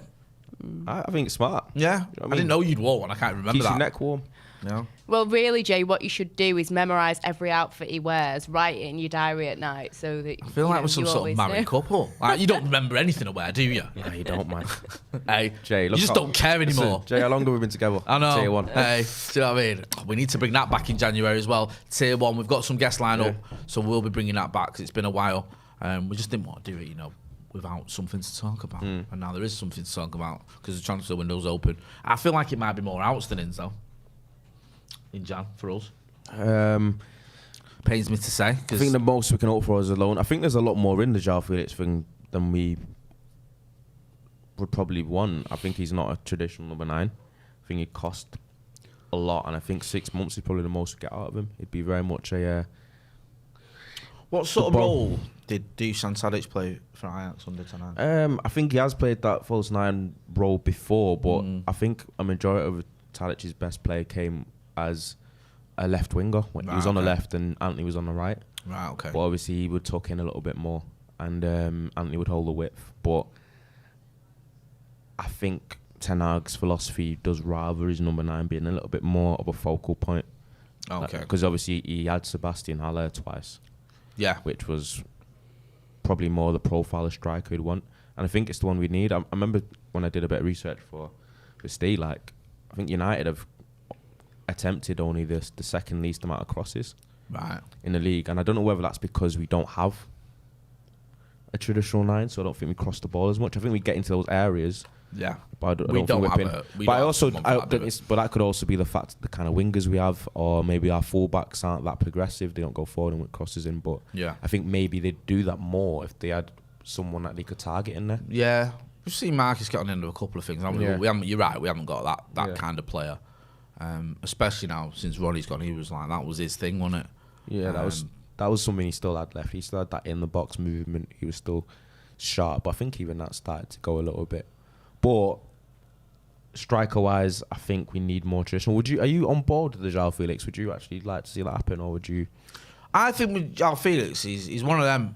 Like, he would be my first choice, and it worries me the fact that, you know, his goal scoring record isn't great, and he's not really a goal scorer as such. He's somebody who brings the best out of others, and, you know, can link up, do good link up stuff.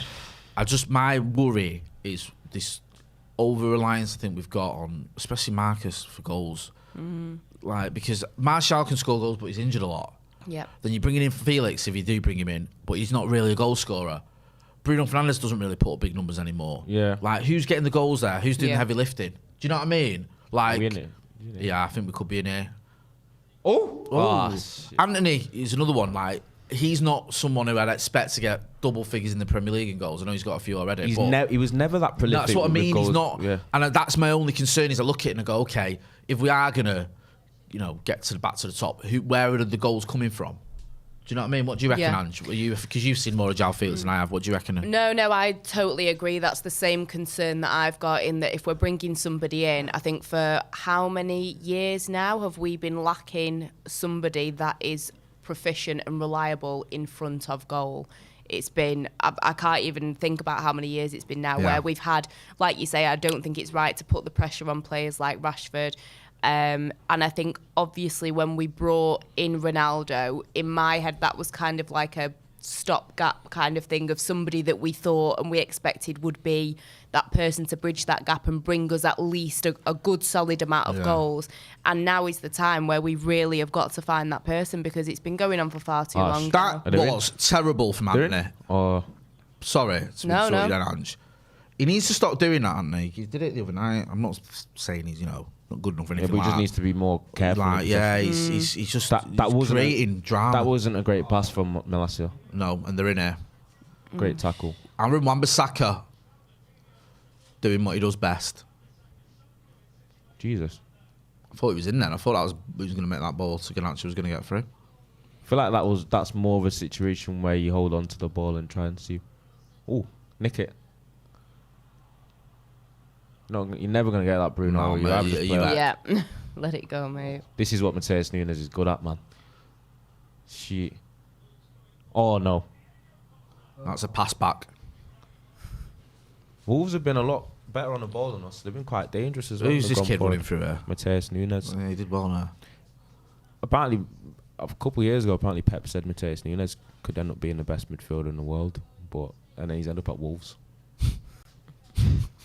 No, obviously, It's not like Fergie saying Phil Jones could be United's best ever player. He just ended up at Wolves. He was a club record signing. I think he was fucking expensive, right? Like 50 mil or something, but which is mad. How old is he? He's quite young. I don't know exactly how old he is. I think Ethan can find out for me. But he is a really good player. I don't think his ceiling is Wolves. I think he'll end up higher. Got a free kick here. Look lively again, actually, hasn't he? You know what I mean? He's not quite come off for him, but he's 24. He's 24, so he's not a kid, but he's not past it. He's got a booking there. But he was easy. I don't know why he's moaning. It's a blatant booking. It was easy for him to sign for Wolves because he was Portuguese, though. Yeah. They've got, is it Jorge Mendes they've got the relationship with? Wolves. Yeah, they've got like the thing. Can you find out for me how much of the starting 11's Portuguese? Throwing his weight around. Could you find this out? No, do you know what? I don't mind a bit of that. We have a, they've got a fantastic production team that are capable of finding out information. Right, It's now not- I've seen not the an issue. turtleneck. Yeah? Yeah, I'm alright with it. Because I think I don't know. I feel like he's trying to sell me the new iPhone. Do you know what I mean? I don't know. What do you, Jesus. I know you're a Turner fan, so No, I'm not having a dig at you. But I'm not really feeling it. Would you wear a turtleneck? No, never. is that because Go on. I feel there's an insult here in the post. Go on, let's have it. Is that because you're old? No, I thought because you're bald, but Yeah, you can't wear a turtleneck if you're bald. It just doesn't work. Can you not? I feel like he'd make you actually look like a turtle. A turtle, an actual turtle. Not saying you. Just keep digging, Ronnie. It's alright. Hey, up. What header? Oh, that's another thing about Casemiro. He's great in I here. thought I was going to say that's another thing about turtlenecks. Yeah. No. You're just trying to keep on to that because, you know what I mean? Moving on. Hey, up. No, he can't. He's going to be offside. Fergal McClements in the chat says, I'm sure you have covered it, but I missed it. Do we know what the discipline issue was with Marcus? I think we don't know. I think the sort of the guess is that it's something like being late for a meeting or for training. It doesn't seem like it's something too drastic because he's still in the squad. Yeah. Where you think Erik ten Hag, wouldn't let him be in the squad or would, drop him because he's done that in the past with players. Ronnie, for example, was dropped from the squad when he refused to come on. So it just feels like it's more of a minor infringement. Who's that? Who's just hit a deck there? Is it Luke Shaw? Sorry, I can't even say that. Luke Shaw's been battling.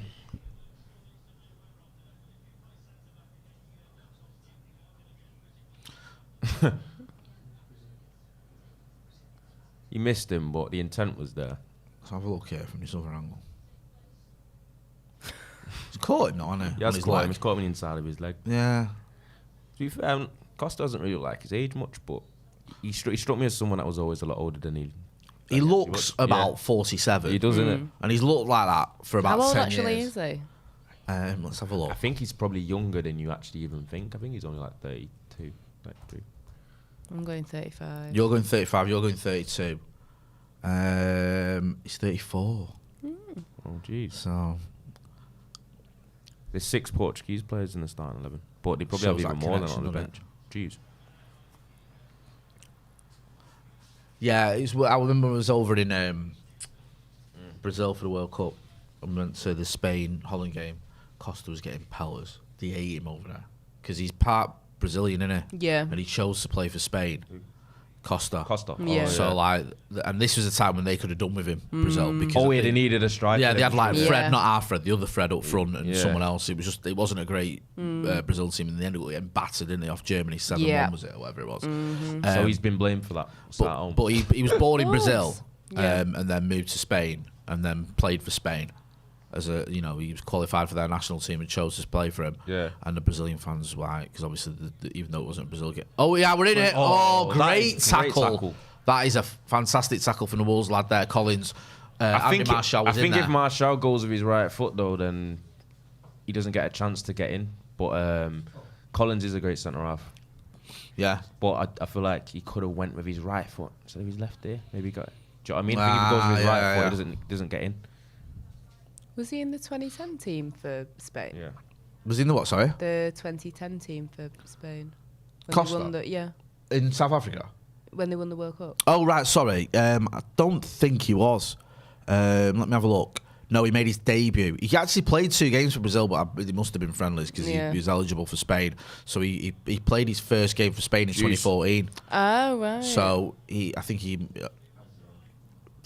looks like from that he must have. Like, oh, very Oh, he did well there.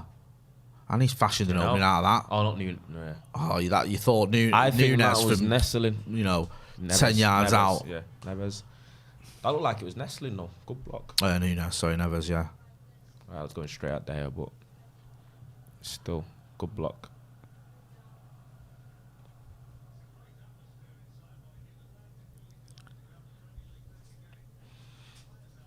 I still think we just need one clear chance. I'm worrying about the Garnacho one. I think we'll still get another. But even the disciplinary issues makes me feel like we've got someone like Rashford to come off the bench. If it does get a little bit tight at the end of the game, do you know what I mean? It opens up and it gets more stretched.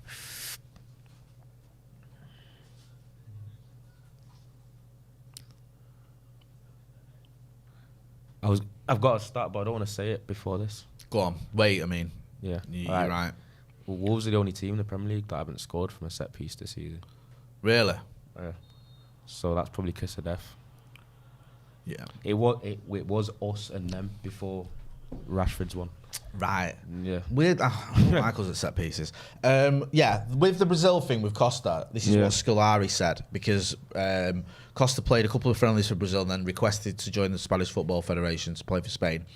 Scolari said, a Brazilian player who refuses to wear the shirt of the Brazilian national team and compete in a World Cup in your country is automatically withdrawn. He has turned his back on a dream of millions to represent our national team, the 5-time champions, in a World Cup in Brazil. So he did his best to sort of calm the flames of anger. Yeah. That'll make all the fans forgive him. Yeah.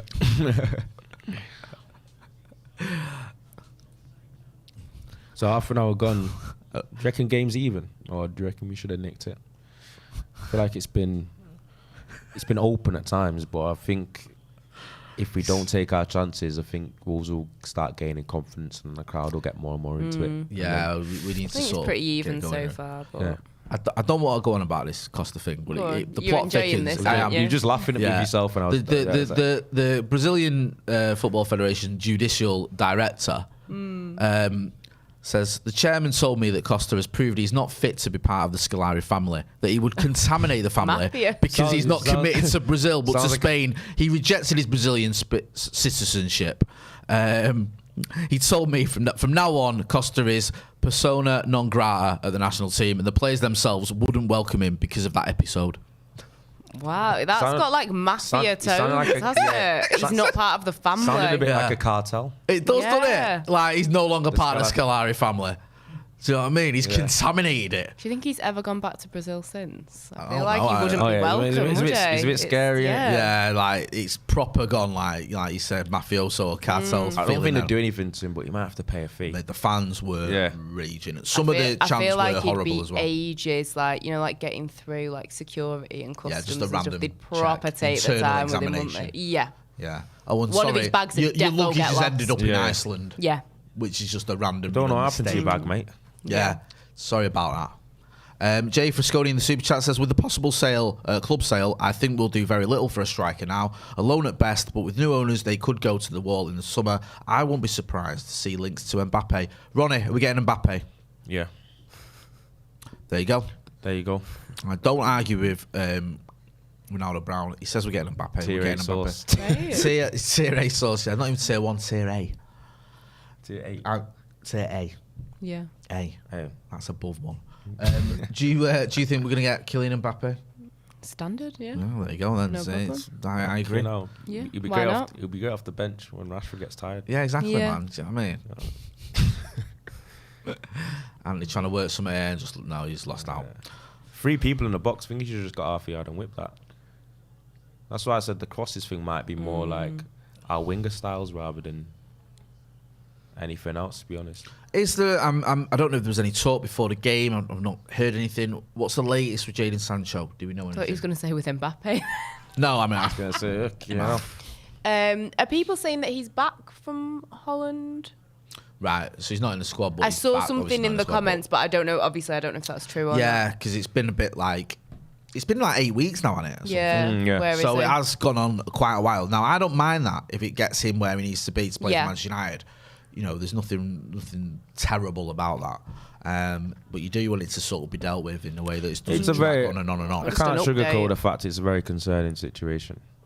No, it is. It is. There's no point in pretending it's normal. Yeah. But you know, if it's looking after someone who needs looking after in more whatever way, or getting back Yeah. to where they need to be, then more power to that. Yeah. Got hope. Obviously, it was a big investment, which obviously isn't his fault, but like, it would be sad to see it end negatively, especially with him still being so young and you don't know. Like, there's a lot more there in terms of his He ability, is you know mint what I mean? as well. Yeah. So Let's not rewrite history again. I don't keep saying that, but it's true. Like, he's not a bad player, is he? He's very, very good. There's So- a reason why so many different clubs were battling for him. yeah. Yeah. So I think How have they got out of here? I know that was I don't know if that Yeah, was an no. intentional pass, but it was very good. No. It's mad that Diego Costa's 34 and he's come in and he's benched Raul Jimenez. Yeah, that's not. He's a decently rated Premier League striker. Yeah. I don't know with him. I don't know. He's all right, isn't he? You? Jimenez? Yeah. Yeah, he's just alright.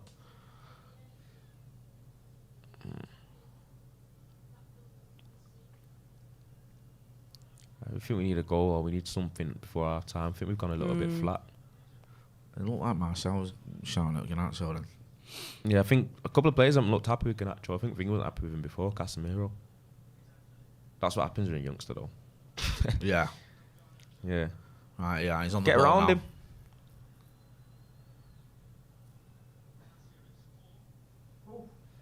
Wow, Anthony. that's why you need to cross the ball. Yeah. Got opportunities. I don't think there was enough pace on that cross though for him to generate any. I think it needs to be placed better. Massive of a cross. Anthony. Yeah. Yeah. Directs it down, was it just too central? Yeah, Needed too to be more in the central. corner to really test the keeper there. It was more or less straight at him. I'm not sure. But it's a chance. He's known much for his area. It's like, ability. it's not that difficult. You saw it there, a bit more, bit more thought into our attack. Malacia getting on the overlap. Far too often in this half, it's just been Garnacho running with no one supporting him. He's been, like you said earlier, been crowded out, whatever. He's busy in Lopetegui. Yeah. Yeah. Do we like that though? Does it get A bit busy annoying? manager. Yeah. Ronnie, do you listen to managers when they're like that? When Stialson's walking up and down the touchline screaming at you, do you take any notice? Depends. Like sometimes you think just chill out, man. Do you know what I mean? Like Is that what you say to him? Yeah. yeah, Chill sometimes. I've got that. You're the golden boy, aren't you? You get away with that, you know. I'm not a golden boy, but I've got enough of a relationship with Steve. Are you the spokesperson? Where I can answer him. Do you know what I mean? Yeah. Really? Okay. And he just won't say anything back. Yeah. But it doesn't mean he won't say anything to me initially. Do you know what I mean? Yeah. Like, Ronnie, what the fuck you doing and shit?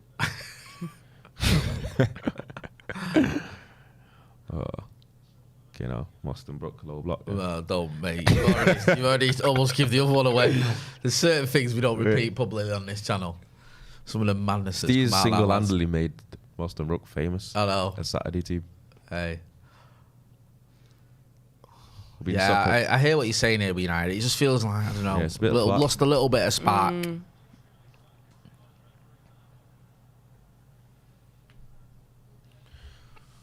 Oh, about 7 minutes or so till half time, and it feels like both teams are just coasting towards it.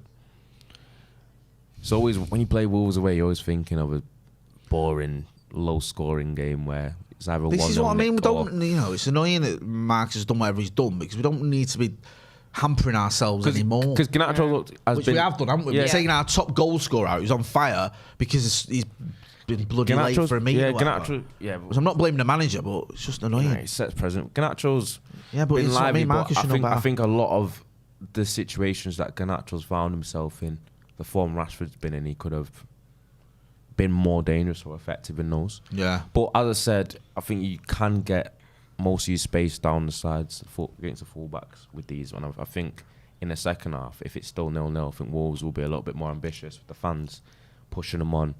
New gaffer, I think he'll open up. And I think if Rashford does come on in that situation, I think he can still win us the game. Yeah, no, I agree. What do you make of Lopetegui as a manager? Because it's a bit of a weird career, isn't it? Like, obviously, was it Sevilla? We know what he did at Sevilla. He beat us, didn't he, in the semi-final of the Europa League? Was at Real Madrid for about 3 weeks, wasn't he? Yeah, was that after we dumped the Spain. Spanish national Didn't team the Spanish like a nationals- week before the Or didn't they Euros sack or him when he was leaked that he was going to Madrid after the World Cup, whatever it was, or the Euros? Or what? Well, I maybe can't I'll have remember to the way search around for it but happened. wasn't it? Which was the Spanish manager that literally walked away like a week before the tournament or something? Was it him? Yeah, it was, wasn't it? Because So- there'd been rumours that he was going to sack them off for Real Madrid, so they're like, you know what, you can go before. Just can go now. Yeah. Right, so on the 12th of June 2018, with the team already in Russia for the tournament, That was, yeah, It they was were this- there. this- He'd picked his squad. You They just were thought- there. you just They were thought, I ready can't to be go. arsed. this is great preparation Yeah. for the tournament while you're in the tournament. Yeah. So it was announced that Lopetegui would take over as head coach of Real Madrid on a 3-year contract after the conclusion of Spain's involvement at the World Cup. But the World Cup hadn't even started, and No. they already made that announcement. The following day, he was dismissed from his job with the national team. And then who did they bring in? Fernando Hierro. Yeah. He came in and took over. Yeah. It was. So It's like on the same level as the drama with France, isn't it? It's Yeah. like just that. Oh, stuff do you know that what? you're I was just thinking that. Like, they love a bit of dramas, don't they? The French team. So, I mean, was it the 2010 World Cup in South Africa where was it Ever Domenech and or whatever? Co? Who basically flew home Yeah. halfway through the tournament and had to come back because, like, you know, And then- everyone was fighting. Yeah, with each everyone was other. just like, you know what, guys, Yeah. let's go. Sack Like, this off. This But World they did Cup. that in 2006, apparently. Like Thuram and Vieira and I think it was Zidane and all them lot basically took over the team. Like, started just like. This is how we're going to play, Yeah. guys. We don't need a gaffer. Yeah, because like But he those was. are the kind of names that you would expect to be Yeah. doing that kind of stuff. Because he was like, Domenech was, you know, I won't have 2 Scorpios in defence and things like that, and I won't have a Pisces With up the, front. yeah, Do you know what with I it mean? being Yeah. a full moon next Yeah, week. I yeah. think that it's Yeah. best. We've got to play 4-4-2. Yeah. And you're like, what? You can't be doing these things. Do you know what I mean? It's But like, you know what? There will be managers that literally. yeah, but you can the thing imagine is, like, proper superstitious people. You can get that. But just don't say it ever Yeah. in an interview. Just don't ever say that. Don't publicly. admit. Yeah. Do you know what I Yeah. mean? Don't even say it privately to anyone. Just that keep the those moon, thoughts to sun, yourself. stars, Yeah. and the horoscopes and whatnot Do you is know what I what's mean? driving your opinions on how you should play your team. Yeah. Arnold Kennedy scored 40 goals a Oh, season. no. He's a Capricorn. Oh, no. Got no place in my squad. I am not having a Gemini in Yeah. this team. Are Split you- personality. yeah. It's going to be dramas. Are you mad? Are you a horoscoper? I'm not. Dominex was One of my friends is very big on it. Of like, she'll ask people and she'll be like, "Oh, that's why we're getting on them because Pisces and Capricorns." Really? And yeah, It's borderline insanity, I think. Honestly, the old astrology thing. Don't understand it. You think it's insanity? Yeah. I don't know, man. I mean, I kind of understand. Does it mean that's that if you're born at a certain time of the year that you're gonna have certain personality traits? No, it's just. You don't believe that. I think 'Cause that's the kind I of think it's just premise the of it, show's isn't just it? really clever. They're very cleverly like general in the way they describe people's traits and their behaviours, and then I think people believe it so much they end up attributing themselves to those traits. You know, like a But then I have self-fulfilling prophecy. found Yeah. that certain people that I have famously not got along with have been certain star signs. I will say, and I'm not saying that I believe in it, but when I've looked at it, and certain people I've got along with have been of certain star signs. Do you take that into your dating life? You like my if dating life? If you're not a Virgo, No. I'm not that clued up. Like If it's you're not not like some like a one of my Capricorn mates. She'll be like, or a she'll Capricorn. ask a guy when his birthday is. She'll be like, right, so that means oh no. Really? Yeah. Crikey. Hey, I've never even thought of anything like Well, that. I've gone out with 3 Geminis and 2 of them have been absolute disasters. So I don't know. All right, okay. what are you? What about that the third, means well, the third anything. one was all right. Yeah. Yeah, that's there you go. You see, Third time's a charm. What are you? mate, I'm a Capricorn. Oh, What do you mean? Oh, like he knows. yeah. What does that mean? you know. But people will say to me, because I'm an Aries and my mum's a Scorpio, and I'll Yeah. get people like, oh, you must butt heads, yeah. And it's like, well, no, not really. But apparently those are too strong. Really? And you've 'Cause got my- to decide you're Jay a knows fire nothing sign about or a water Capricorns. You won't have to sign. Google No, it. I had to double check that my missus is a Capricorn as well. But I don't, Matching star signs. What star sign are you? Virgo. Means nothing to me. Just thought I'd ask. I mean, I've never even thought about it. No. I don't. It doesn't, Yeah. interest me. But I don't, blame people if they do. I just wouldn't want my football manager picking players based Yeah. on what time of the year they were born. Do you know what I mean? I think that's insane. Do you know Told what you it was insane. Yeah, you were right. So you I don't know, backed but up. you said in general it's insane. Astrology is insane. I was just talking about the managerial aspect. Yeah, he's still got to the World Cup final, even though he's got that on his CV. Yep. Even though he might not have had much to do with it, and if it weren't for Zidane headbutting someone, Yeah. typical, Who knows? Sagittarius or whatever he is. Yeah. Typical PCs. Hey, told you it was no good. Should have picked him. Yeah. Was the best player in the world at the time. That was mental, that though, wasn't it? Do you know what was mental in that World Cup? I'll never forget Louis Saha in the semi-final. He was on a yellow, right, and he's come on, and he come on for like the last 5 minutes, and you just think you don't get booked, and you're playing in the World Cup final, and he got booked straight away. Yeah. Go on. How have you? What? Oh, my God. That miss by Anthony Martial. He was offside anyway, but fucking hell. The thing is, Martial should have scored anyway. What happens here? This is the miss. That's the miss. Miss. Yeah, because Not this doesn't matter. Not If the Martial Anthony scores one. that, I'm Not the being Anthony offside one, on but that from Martial. Oh my, that's an awful miss. That. Okay, now. I like Martial, but that is shocking. Bad. Fucking hell. Yeah, I think Rashford. Because if Martial scores, it's half time now. By the way, if Martial scores that, then he wasn't offside, was he? It was Anthony. No, that It was offside. Anthony, it yeah. wasn't. He just seems to get it all wrong. He needs to get a little nod on it, and it's you'd think I was in the back of the net. Brian Casey says he didn't even make contact with it. No, he just seems to completely miss it. It's that if he didn't make contact with it, then he wouldn't have been offside for Anthony. Martial did make contact. He just got like a bit of a shoulder I'm flip. with you. Right, okay. Yeah, not enough though. Should have scored. James T says Rashford on ASAP. Ange, is that the answer, do you think, now, Marcus? Or do you wait 20 minutes like Ben Sarag usually does? Waits about 15, doesn't he, usually? I feel like he'll probably wait, but yeah, as soon as possible. You want Rashford on to get settled into the game and get something out of it, which I'm pretty sure we're all confident that he'll be able to do. So yeah. Yeah, MRMC says we overpaid massively for Anthony. It feels like, I mean, it's not just what's his name? Sorry, MRMC that's saying that. A few people saying that. I think the nature of wingers, though, flair wingers, like skillful wingers, they are inconsistent. Yeah. It's just that is, Giggs was like that when he was a winger, and people forget that. And this is a guy that played almost 1,000 games, whatever it is, for United and won the lot. If you're a winger, you tend to have games where you're just tearing everyone apart, and you'll have another one where it's not coming off you. So that is a little bit of the nature of the beast, and that's why it's good to have options, isn't it? Yeah. And that's why, the sooner we get Sancho back in this squad, the better, because then you've got another option. You've got Garnacho, you've got Rashford, you've got Sancho, you've got Anthony.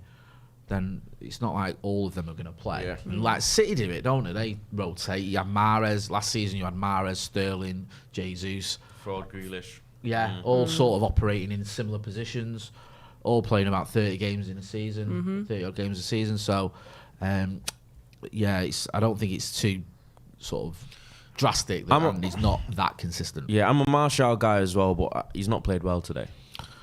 I don't think he played well against Forest, but he got a goal. I thought he was a bit quiet. Do you know what I mean? So, do you know what I mean? I know that sounds contradictory, but his general play wasn't his usual standard. I didn't think anyway. Because I think it's not been great for most. I think the best performers in the first half are probably our defensive ones. I think Shaw's been good. Yep. And Garnacho has been our most likely. He's not been perfect by any means, but I think he's been the most likely in terms of being lively. I agree with that. I think Eriksen's had some good passes. Eriksen's, yeah. Casemiro's Casemiro, innit? But yeah, it just feels like it's just not quite clicking. Which is kind of can be expected. We're coming back off the back. We're still on the sort of World Cup hangover mode. Yeah. Lots of games coming thick and fast. We've rotated quite a lot. This is our, second game in 4 days, whatever it is. Yeah. After that break, so it doesn't surprise me it's not been vintage.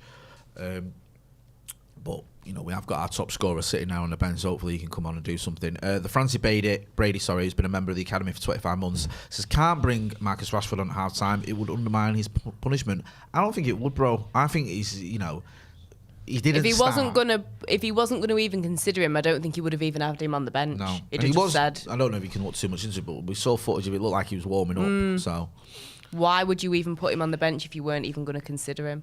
Do you know what I mean? Yeah, I like this from Daniel Baden. Daniel Baden. Sorry, go on. You finish your point. You know when you were saying before that with the punishment, he couldn't have been that bad if he's on the bench still. I still think there's levels, because I think because he's been a bit of a star recently and he's been in the starting 11, he's been dropped to the bench. Do you think if a bench player did the same thing as Rashford, would he have been dropped out of the squad completely? No, I think Tonight's consistent, man. So I think he's a sort of whether you're just been fine. whether you're whether you're Marcus Rashford or you're Zidane Iqbal. But you do something wrong. Yeah, but you can't be dropped to the bench if you was already on the bench. Is what I'm saying. So I was thinking. Well, then maybe if you're on the bench, then it's you will not be playing in this game. You're still gonna have to sit on the bench and watch everyone else play and have a good time, but you ain't actually gonna have a minute in this game. I think they will have some sort of structure as well. Would you assume? You'd have levels, and like, you'd have levels what's of gonna fines happen and if you stuff. do something wrong. Yeah. It's not like You've seen it before where managers have had mean? certain. Was it David Moyes or someone that there was something that came. David Moyes' punishment was. There was categories of different punishments. If you did anything wrong, you had to play for David Moyes. Daniel Baden, I like this. Says Anthony's still adjusting. He's been barely a few months. Barely a few months full of nonsense. Yeah, I think there's people getting a little bit excited, not having a great game, but you're gonna get inconsistencies from wingers anyway, especially one who's just coming into this team. That's the thing, innit? You're coming into Man United.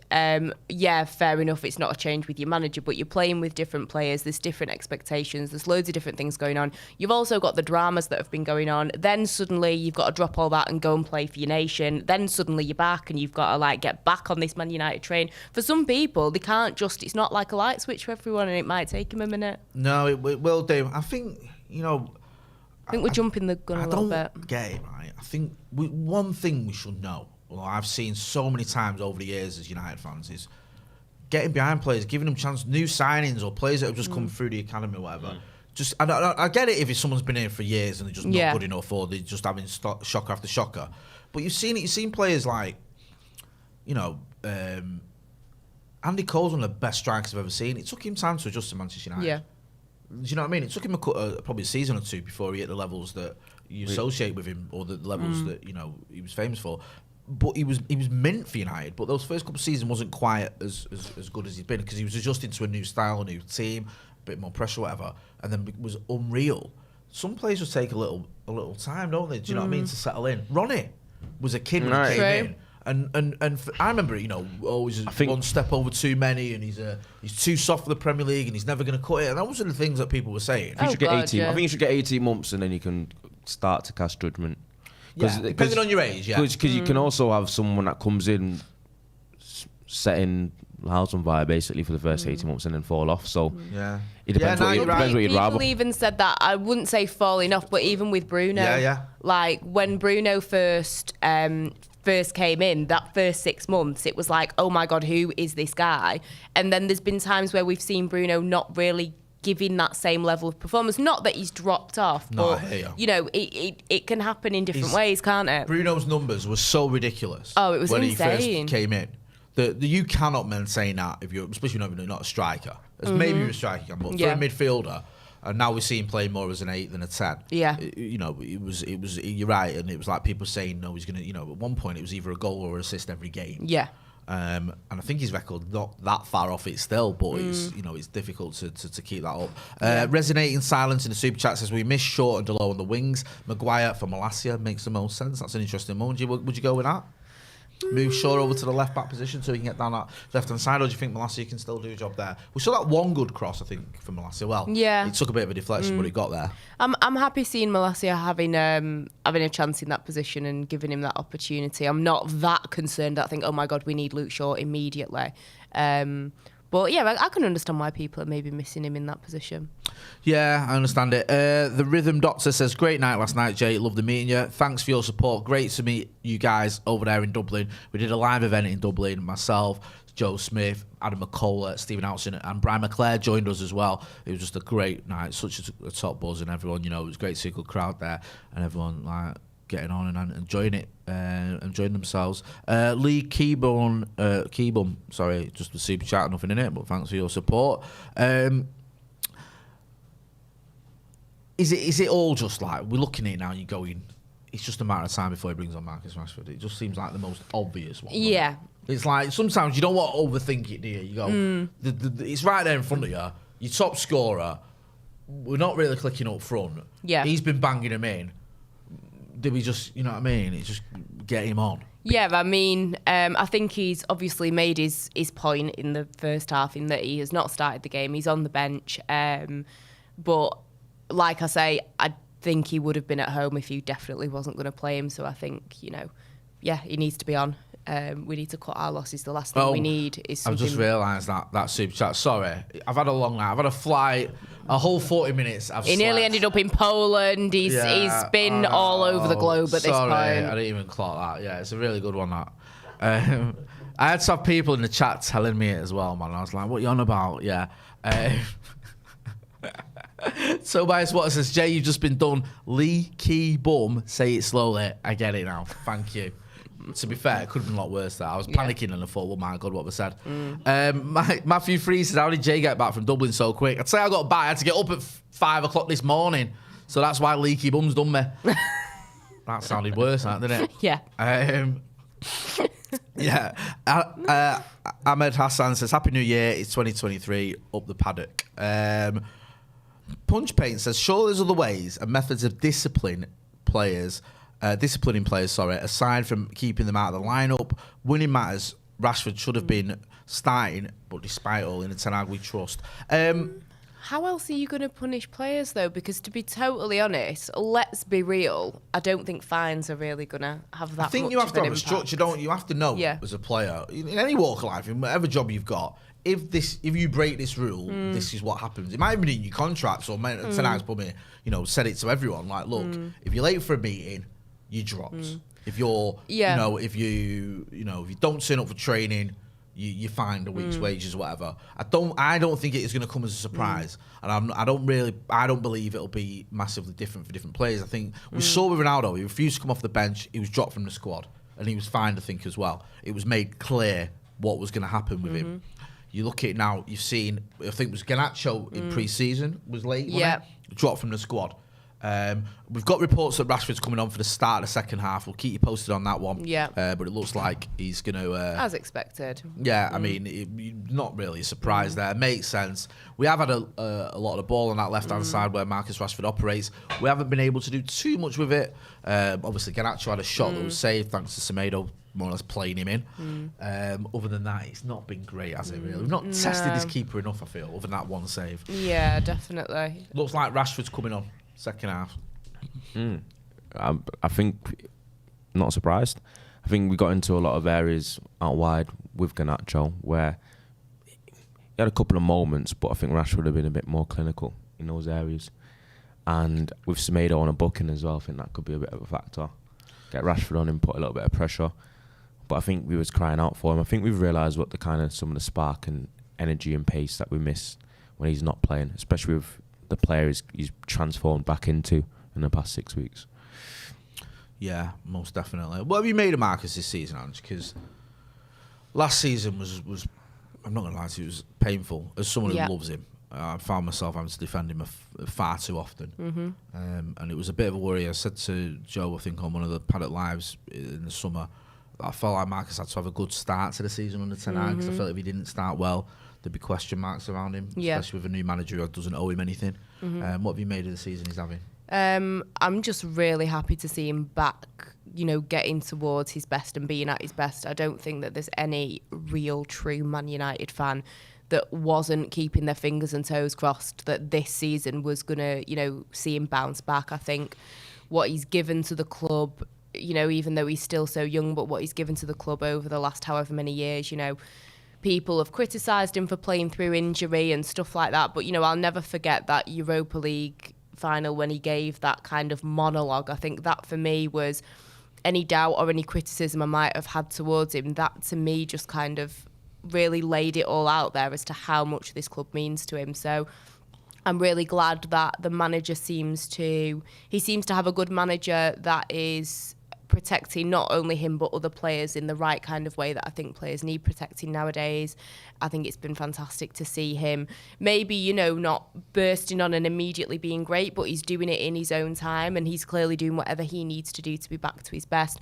There's a reason why he was picked for that World Cup squad. Some people might have turned their nose up and thought, oh, well, should he really have gone? Or, there's always going to be haters. But, it's been fantastic. I think, like I say, any true Man United fan just wants to see, the best players playing at their best. And I think slowly but surely we're starting to see the Marcus Rashford of old, and that's all I want. I just hope that we don't end up putting, as we did a couple of seasons ago, putting too much pressure on him having the weight and the expectation on him. He ends up getting a knock and he ends up having to play through injury because he feels like he's got to carry the team at times, which is why I think that this January transfer window will be so important because, I don't want a repeat of it, of him having this pressure. And I'm not saying he can't handle pressure or something, but he shouldn't have to deal with that pressure. His main focus should be playing well, scoring goals, but it shouldn't all be on him. No, I agree with that. What do you make of Marcus Rashford's season? I think he's been excellent, especially for majority. He's on. Is it in for Garnacho? Yeah. Sorry. For the majority of it, on the screen. What I've seen is he just seems to have a complete different vibe about him. Chucky was talking about last night, and Chucky coached him. Happy, Yeah. If you remember, Marcus posted a picture of himself when he signed his first deal at United, and Chucky was behind him. Because he was there with the Rashfords, the Pogbas, the Lingard. He coached all them. And he said last night, he was asked about it, and he said, Jesus Christ. Oh, God, Mr. Baby Oil's come on, hasn't he? Why does he do that? Why does he...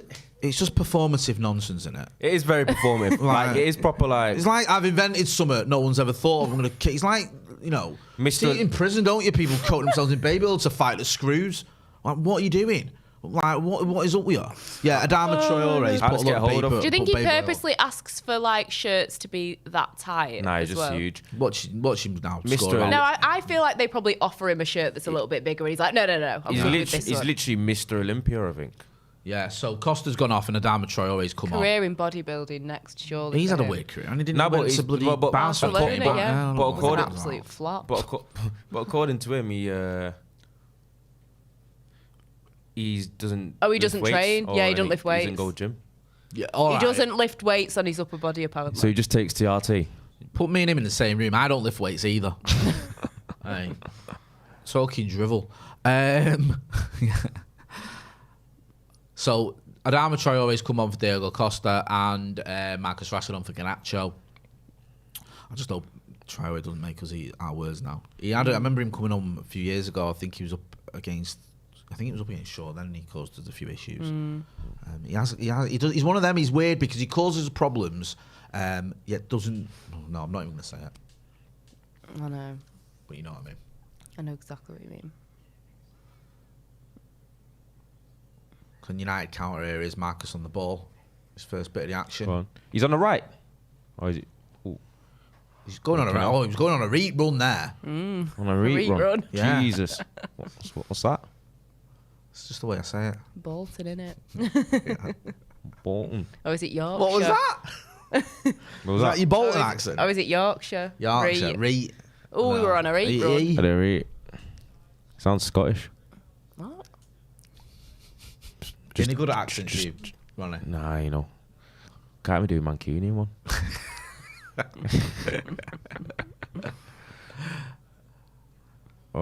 Ooh. Oh, he got away with that one then, didn't he? Maybe he sucked him in though. Clever. It's a good play this from. That's a good pass. Stroke clearance. Stroke interception. Yeah. Do you reckon he gets all three of those for that one thing? Yeah, I think he should do. Yeah. All right, can we work something here down this left-hand side? Has he Bruno. gone? Bruno here now. Is this a change of formation? Have we gone 4-4-2? Oh, heavy touch there, Bruno. I think we've gone 4-4-2, you know. I think we have. No, we haven't. No, we haven't. Have we not? Oh, here he goes. He's going to start running past everyone. Oh, no. Yeah. Get over to him now, Erik. Oh, no. Oh, no. Here he goes. Oh.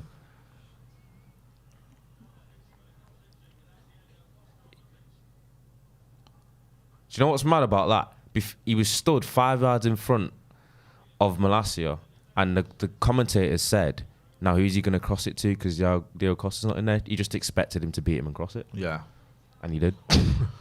Could have cut out there earlier on in that move. Ericsson could have cut it out, I thought. And he let him go past him, and then it was too late.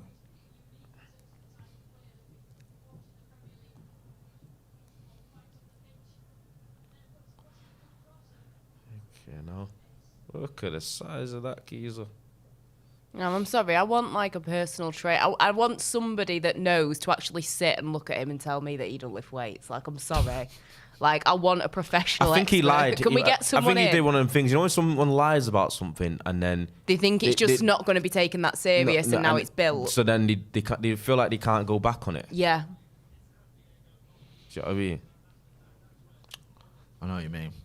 So No, can we not get like a personal trainer expert or someone in to like analyse this, because I'm not having it. a personal trainer expert. I've had an update that I missed from Ryan Hopper with his Spanish translation. He was trying to say up the RH. So he said, I tried to be a smart ass, but it didn't work, for fuck's sake.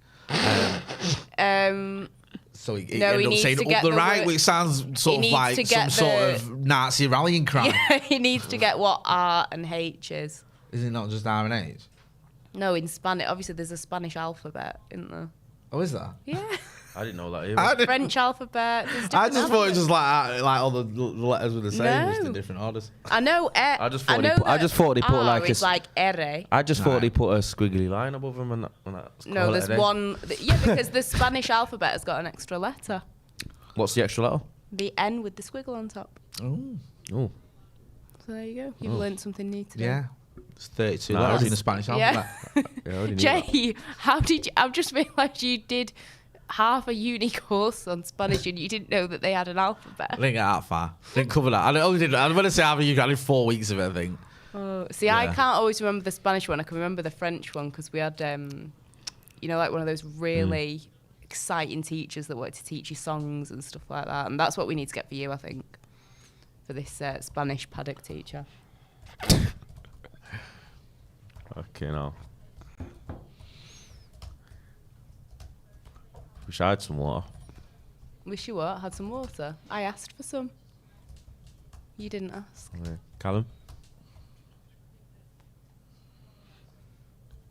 Love you, bro. It's like Podence has got a knock tackling someone else. What I don't want is a drab 0-0, man. No. Listen, every game counts at the minute. We can't be... Yeah, it's got good opportunity to get a bit, obviously, because we're going to have more difficult runs ahead. Well, We've got City's on the horizon. City's on the horizon. We've got Wolves and Bournemouth, 18th place, but I'm not sure where Bournemouth are. And we've got a game in hand against Spurs, haven't we? So that's at least one thing that we've got is that we've got that over Spurs, but we've just got to use it to our advantage. And I think having 0-0s against Wolves is not gonna help us with that at all, is it? Try it again. Try it again, man. Okay, now. He's having joy in it. He's changed again. Yeah. Can we get rid of that thing in this corner of the screen, please? It's just bothering me. Is that Okedi? Thanks. There you go. That's good defending, that. Good tackle. What a player. Go on. Knock him in. Go on. Handball. Oh. No. That looks central. That did not look like handball. The thing is, Andy had a perfect view and that's half-hearted. You can always tell by the appeals, innit? He's just half-hearted. He's just going through the motions there. It does look like it anyway, doesn't it? That looks like a good ball. That's awful. Good cross, that.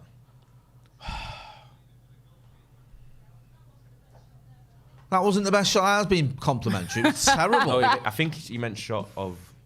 Oh. That's handball. Handball? That's handball. Handball? Is that not being checked? That looked like handball to me. Is that not being checked?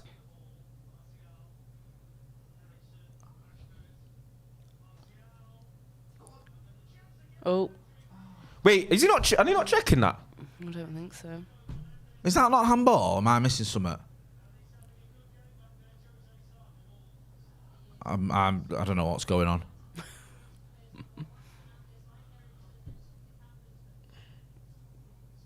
Oh. You know. Guess they're not checking it. It's a foul on Rashford there.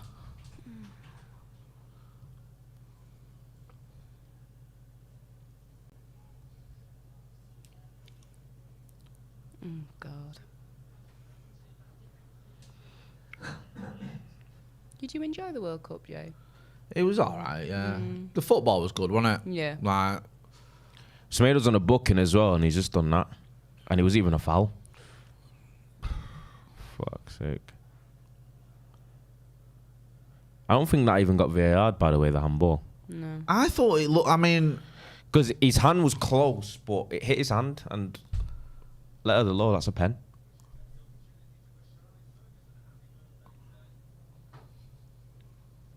Yeah, it was a weird one, that, because I thought that was one that would get looked at, and for me it looked like an handball, but I don't know what's going on there. What are people saying about that? Casper Nordum says, how is that not a pen?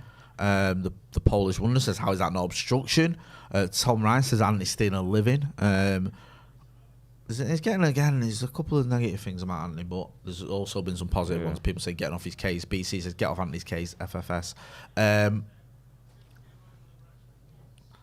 Yeah, it's just one of those where I think when he's putting in a performance where it's a bit erratic, you're going to get people that go get off his case. It's going to be concerned. The only concerning thing with the price tag thing is what people mention is obviously United were in for Gakpo and then got Anthony instead because Ten Hag's boy. Yeah. And then Liverpool get him Gakpo for half the price. Ugh, sickening that. And then he could end up being better, is my concern. It's a foul. We're knocking on the door though. Better second half.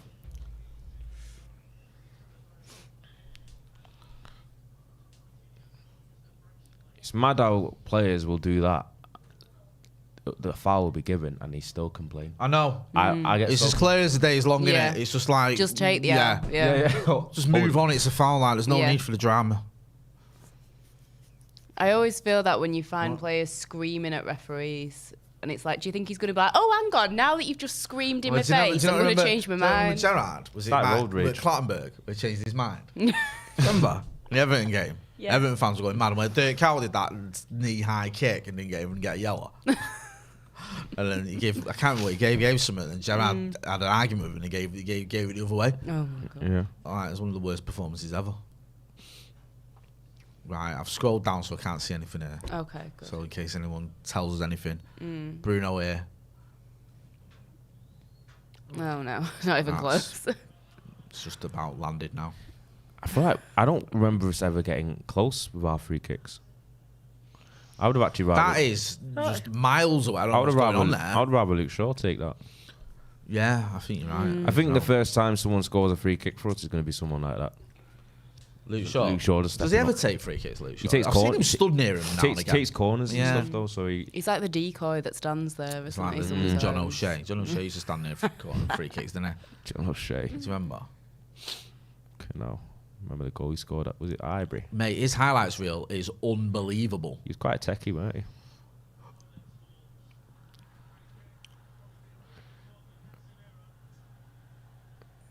You know, man, do you want to put your armpit in his face as well, the ref?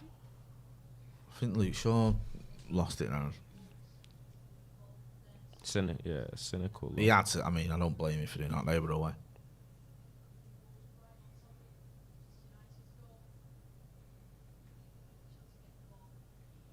Went down in installments though.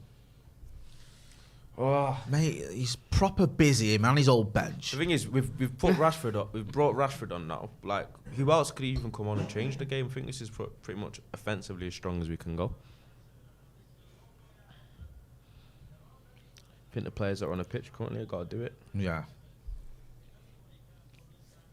The bad thing about this is if we don't get a result and the narrative goes around Marcus being dropped, Yeah. that's it. And the penalty. That's probably. that's the narrative. It'll be that. And the pen, but Ruben Yeah, but I Neves. think it'll be, oh, you know, if Marcus hadn't been dropped, whatever.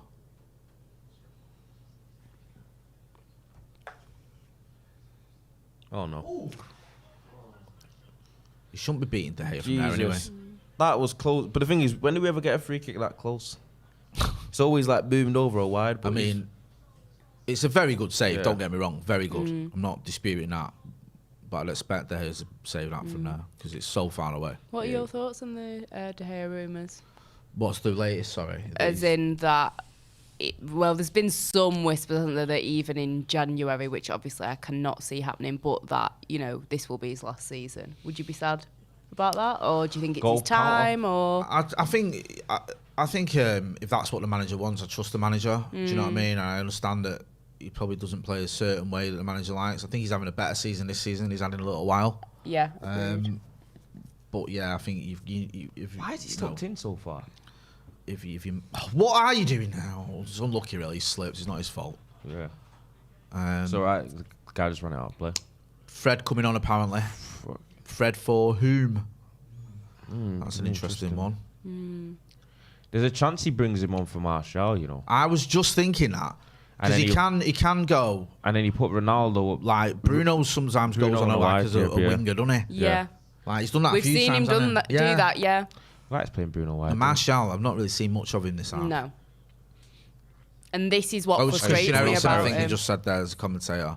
I think he wants a little bit more pace than that in there. A bit more. Eriksen has sort of been bypassed a couple of times in the field. labouring, a bit more I think mobility. he looks a bit goosed.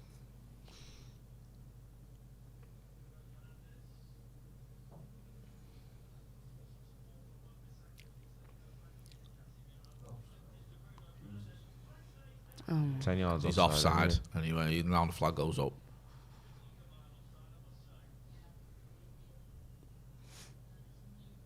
Yeah, he's well offside. Oh, God. Good vision though. Finish. Jeez.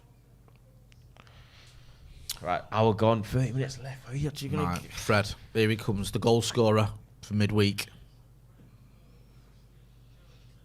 He might have.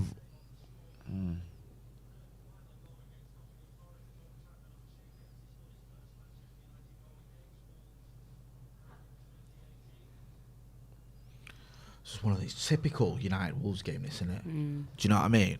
This is Yeah. what it's always like when we play him. Yeah, Practically always. Yeah. Don't forget to get involved in the chat and the comments. Hit that subscribe button as well if you've not done. There's a pinned comment in our pinned chat. And yeah, let us know what you think about this game so far. Been a bit of a underwhelming one. Not many chances. United could have maybe had one penalty shout. Martial in the first half as well probably should have scored. Mark has obviously been dropped. Has come in on at half time. Not really had a lot of the ball so far in the 15 minutes he's been on. He's had a couple of touches. Oh God, this. No, well done. That's That was a challenge. unlucky. That. Anthony. It's a good ping.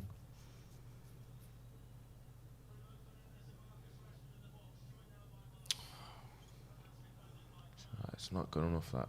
No, it's not, is it really? No. It's just neither here nor there. I'm sick of seeing him go fall over when he's hitting the ball. It's a bit. But it's like you've done all that work to get there, and then the final product you just. Like, don't be afraid. Just like you got options there. Just whip it over to him. You don't have to do anything extra special. That's fucking. That's just neither here nor there. That Bruno. Every now and again, Bruno just glitches out. I know. He does this thing where it's like. He just does something dead like odd. I've got to do like I'm going to attempt something that's zero chance. That was a foul, by the way. I thought it wasn't when I first saw it. David Lindblom, member of the first team for 29 months. Thank you for your support.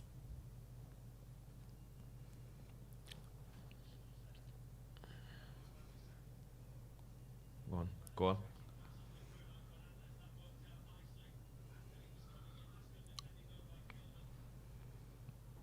Oh.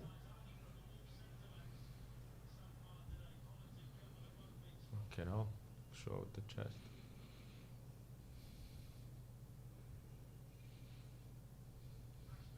Come on. Right, come on, corner. You know how good we are at corners. That's as good as a goal. The one goal we've scored this season from one. Which one was it? We don't have much of an aerial threat, though. That was the other night, wasn't it? Yeah. Against Forest. These are aerial threats, though, really. You just got Varane. And who else? Marcus has got a couple of goals with his head this season. He's not an aerial threat, though. He scored 2 headers. He's not an aerial threat. Do you know what I mean? He's tallish. Casemiro, probably. Casemiro and... Lisandro, if someone picks him up and helps him.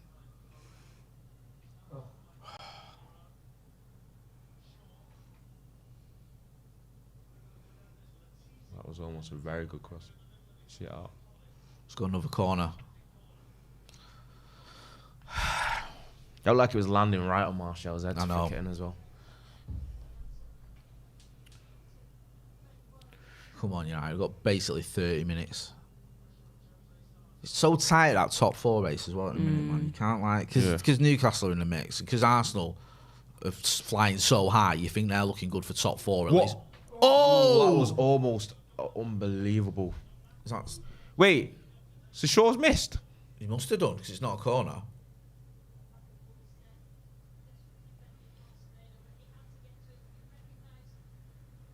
Oh, we headed it onto Shaw. Yeah, you can't really, to be fair, blame Shaw for that. I don't think he knew anything about it whatsoever.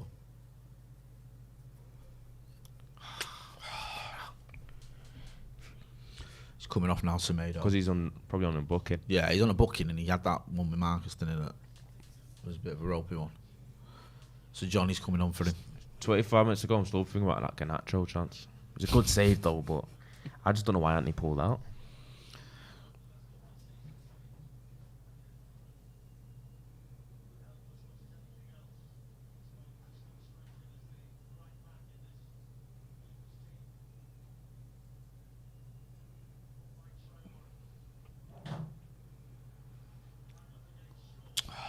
Lucky there.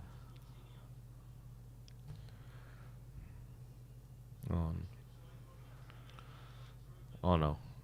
Got concern there. Thinking he'd try. Some player Neves.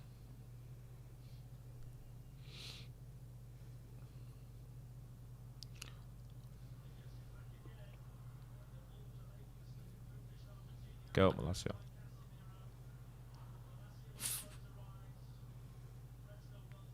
Well done, Fred. That's better. He's been good when he's come on. That'll do. Okay,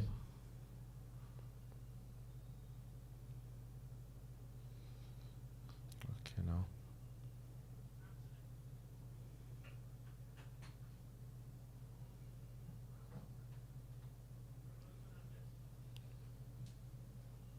Fred left wing. Why not? Got to be quicker though. It's too slow.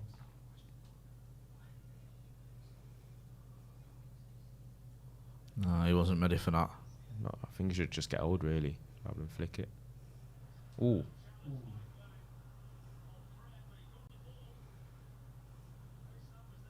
Don't kick it out, man.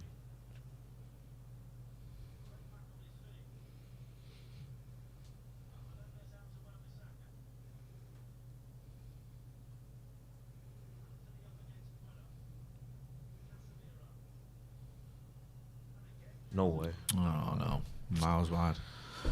It's just one of them games, and it's so far. We need something. Hey, we need a little spark. We need a little moment of magic. I don't know. Because we brought Fred on, we've brought Rashford on, and not sure what else we can do really to kind of change things. Yeah, I mean, Maybe. What else? Let us know in the chat, in the comments. Ange, what do you think? Do you think there's any other changes, or do you think these lot who are on the pitch now just need to fix up? I mean, looking at the options, Elanga that's isn't the really one who only- you think goals. Maybe Yeah. there's a bit of pace there. Yeah, I think a shout would be Elanga on for Anthony, to be honest. yeah.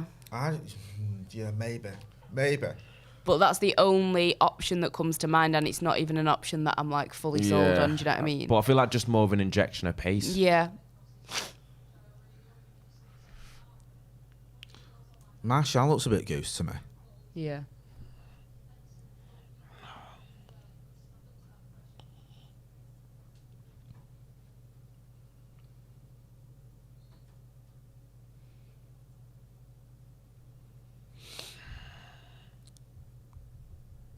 I feel like a player's been down for Wolves for 5 minutes so often in this I know, game. it's just been one of them. JK says no options from the bench. Project X says Kuntrai Mainu. I don't know if it's the right one for him to come on. Russell Hope says ref has been great for Wolves. Spartan 82 says Bruno's been brutal today. Roy Thompson says will not have taken Garnacho off. He's not as one-dimensional as Rashford. I don't know about that one.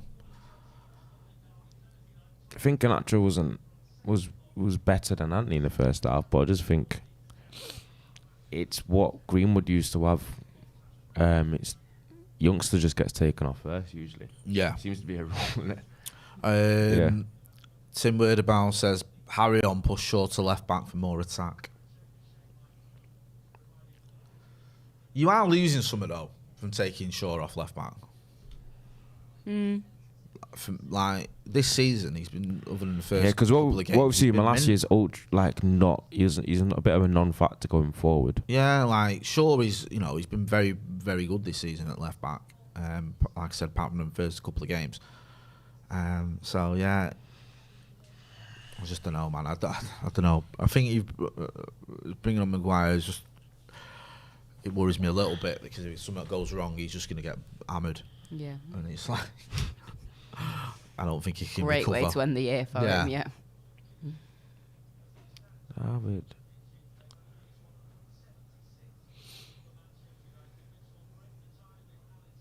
I've been shown a Premier League table with Arsenal at the top, but I don't really want to see that. Yeah, as it stands then, it'll be 16 games played for United and we'll be on level on points with Spurs on 30. But obviously a win would take us into the top 4. Our goal difference is abysmal. Because of that 6 goal conceded that we had against City. I think that skewed it. Oh, yeah. Against City. That was fun. The Brentford game didn't help either. But look at the amount of goals we've conceded, but our goals for isn't great either.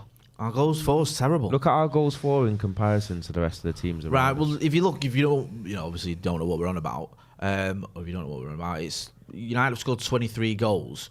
Tottenham, one place above us, have scored 33.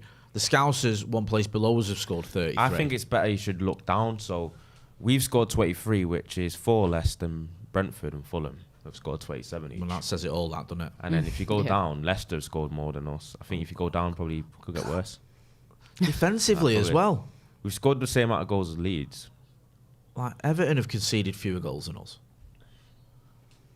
Yeah, that doesn't make great reading, does it? No, it doesn't. It's just interesting to see how that top four will actually finish, because it's like you've not only got us, but you've got Liverpool. Chelsea have got a mammoth task to try and get involved, and it's like... Shaw's been really good, you know. Oh, Why are you jumping out? Martial, man.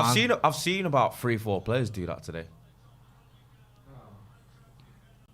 I've seen Anthony pull out. I've seen Martial pull out. I've seen Malacia pull out of a challenge earlier. Yeah, it does. That's one thing you can't really accept. I get that some players, things aren't happening for you, not coming off, it's difficult, whatever. Yeah. It's just one of those days. But not getting stuck in is the bear. That's just not acceptable. Frustrating this. UK Strain says, good to see Angela back on the paddock. I Who? think he means Angelina. I was going to say, who's Angela? Hey, sounds like it's talking balls all over again, isn't it? Honestly, don't. From power. Oh my God, those were the days. Yeah. Martinho and Bueno coming off for, who is it? Nuri and Totti. Francesco. Yeah. Ain't Nuri scored the winner for Wolves in a week. So. Inikai Navarro says Martial is frustrating. Yeah. He's frustrating or frustrated? Frustrating. He's not been good today.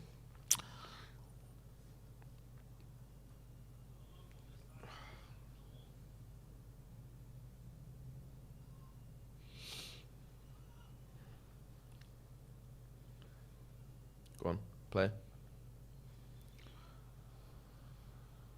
Shaw's been our best player.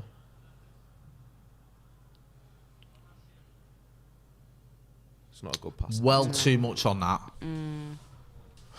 Don't need to try that either. Like, I know. No, we had like 10 minutes start of the second half, and since then the game's been so flat. Just a typical Wolves game, early kick-off, just everything you feared is happening. Just arse. Yeah, it's just... Okay, now there he is again. Luke Shaw. Shaldini. That's a ball. Turn him.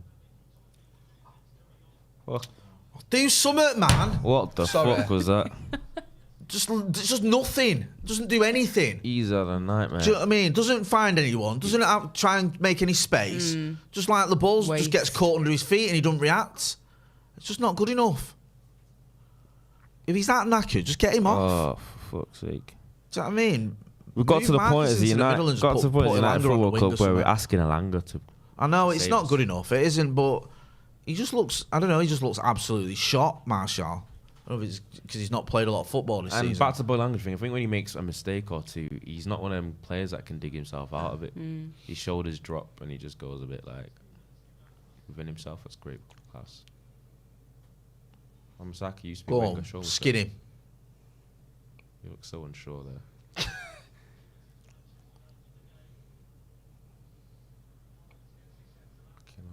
This is what happens whenever we start needing a goal. Casemiro ends up going in the box. I know. He gets fed up of watching everyone messing about and just goes, you know what, I'll do it all myself. Yeah. He actually is pretty good at that. Remember his Chelsea header? Yeah. Oh my God. Jesus Christ.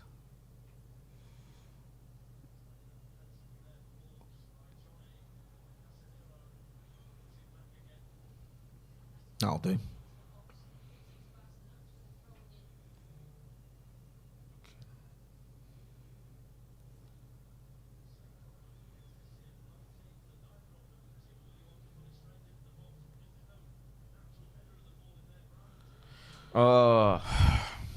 What is that? What can we do? They're not helping us out here, United, are they? No. This game. It's not been great. Let's have a look what people are saying. What are people saying in the chat? Let us know what you think. Donny van der Beek's coming on. Don't get me started. Just the name I was thinking of to say for the day. Do you know what I mean? Yeah. It's one of them, and it's like Donny van der Beek, okay. Let's just put petrol on this fire. You know, I get that, you know, Matt Henriks, and I knows him, he was good at Ajax. Has he done enough for me in a United shirt? No, he hasn't. No. Do I think he's got a future United? No, I don't, No. but I'm happy to be proven wrong. It's one of those. Yeah. Malacia here on the left-hand side. Go on, Marcus. Marcus on the right. Here you go. Go on, lad. Go on. No. Go Oh, on. yeah, he's Go on. in! Rashford! Go on! Yes! Yes! That's why he starts. Fucking. Listen. Okay, sorry. See that reflection then? Yeah. He starts the day on the naughty chair. Shut up, you knobhead. Oh my God. One. Mate, Liam Muscola says it's almost like not having an actual striker at the club is affecting our goal output. Happy New Year, folks. Last New Year's Eve, whilst infested by parasites. I presume he's talking about the Glazers there. And not his Not home his or living something. situation Yeah, or yeah. something. There, gets a little bit of luck there, but does well. Yeah. Does well there. Get off. Yeah. Strong there. Get off. He's strong, isn't he, got- Marcus? He got Yeah. bullied. Very strong player. It's good to see him getting goals, man. Imagine if he'd have ran over to Ten Hag like that. Yeah. Like Tevez used to when he was contracted. Thing was Should have done the going NBA thing when Rashford ran off doing that. on. Mate. Now because he babied him, defender. Yeah. I'm glad you explained that to me. The NBA thing. Is that what they do? Yeah, they either do like baby or they do that. They won't Really? be too small. Brutal, that. That is absolutely brutal. That's how they go on. Oh, my God. I'll get into some of the chats. I'm talking like it's over 5 people condensed. You know what I mean? Right, so I think that'd lead to scrapping in the people would be fighting, wouldn't they, if you started doing that in football. sometimes do. Juan Martinez has been a member of the academy for 25 months. Says we have to have the worst scouting. Could have had Gakpo and Enzo Fernandez for like 50 million this summer, but way overpaid for Anthony. Happy New Year. I'm not on this Anthony bus at all at the minute. Someone's saying you were yawning, Ange, but no more. Or something. what- No, you were no, yawning. I- Is this game getting to you? I think was out is it? last No, That no. was Leron Fernando. I wish I was out last night. I was in bed with paracetamol and honey and lemon because I was making sure. Like your mates, paracetamol Yeah. and honey and lemon. You know, it's made it sound like we were friends. Hello, that last night. Paracetamol and honey and lemon. We had a great night. You know what? In Salford, there are probably people called that. So yeah, I had a night in with her. paracetamol, It's paracetamol and honey and lemon. honey and lemon, Yeah, there will be a kid in Salford called honey and lemon. $1,000,000. Guaranteed. Fucking hell, sounds like a druggy night. But no, I was not. Believe me, we're all getting accused I know, today. yeah, aren't we? Ronnie's firing shots left, right, and centre here. No, I was definitely not out. No, I've not been well the past few days, so Yeah. well, sorry you- if I was yawning. I do Soldiering on, man. apologise. So you came Yeah. There's a lot of it going around. So he came in to give us it, basically. Well, do you know thank what? God I appreciate- was yeah, here because otherwise the show might not have even I been was able to coming back start. from Dublin. You were coming from South Manchester. Do you know what I mean? It's- You know, same ETA really. yeah. Around here. Go on. Let's get another now. Kill this off.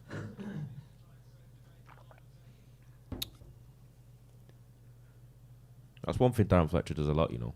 He always wants to pronounce things the complete opposite way from everyone else.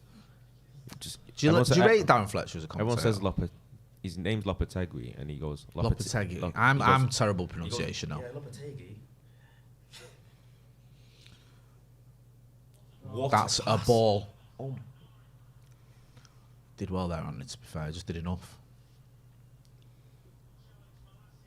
And Malassi did very well. Did well there. Man on. And Fred's done well to get that foul. Man. Federico. It is a foul, so they can moan all they want. They're just annoyed with themselves. That's tech. That is a joke. Oh, mate. And it just does enough there.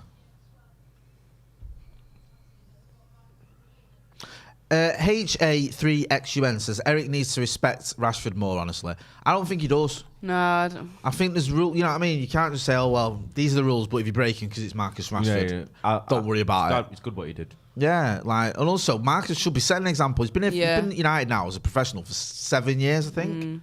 It's not like he's a kid. And also, it's like all we've been doing is screaming out for a manager that takes control Yeah. and can actually run like a good operation. That's what he's doing, and unfortunately with that comes discipline. So It's funny, it is what it is. Chucky was telling a story last night of Erik at Sellers Park, when he got sent off. And he battered Matthew Simmons. Well, Matthew Simmons attacked Erik Cantona's feet with his head.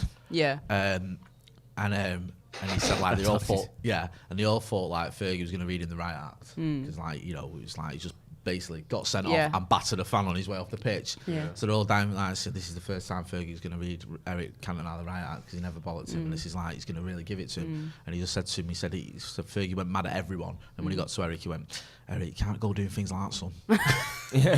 It's like the story about the was it Ryan Giggs that told the story about the linen suit or something that everyone was getting sharp. Yeah, someone had got told off for like not having the tie right or something, and Erik comes in like a white linen suit, and he's like, "Oh, you look nice, mate." Looking good, Erik.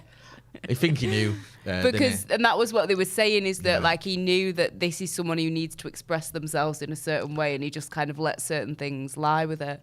He knew like he was a talisman money. Here he is again, Schaldini. He's having a reach stormer, isn't he? Happy says, thank you for another great year of content. Please press the like button. Happy New Year, up the paddock. Thank you, Happy. Yeah, press that like button if you're watching. Let's get to 1,000 likes.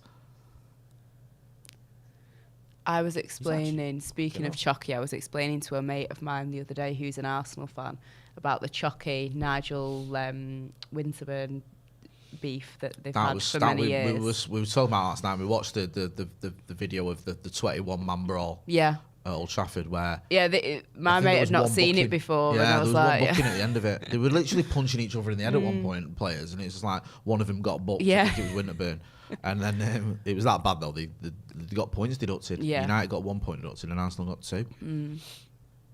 But I remember Chucky saying that like that beef, Nigel like had carried that on. Because they were at some kind of thing, and Chucky went to like shake his hand as if to say, like it's been out for many years, and he wouldn't shake his hand. Right.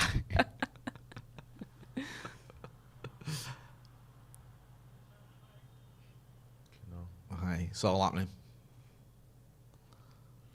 I feel like we need, obviously he's brought Van de Beek on, but I thought we need a bit, Alanga needs to come in front just for a little bit of pace. Yeah, get him on the back foot a little bit.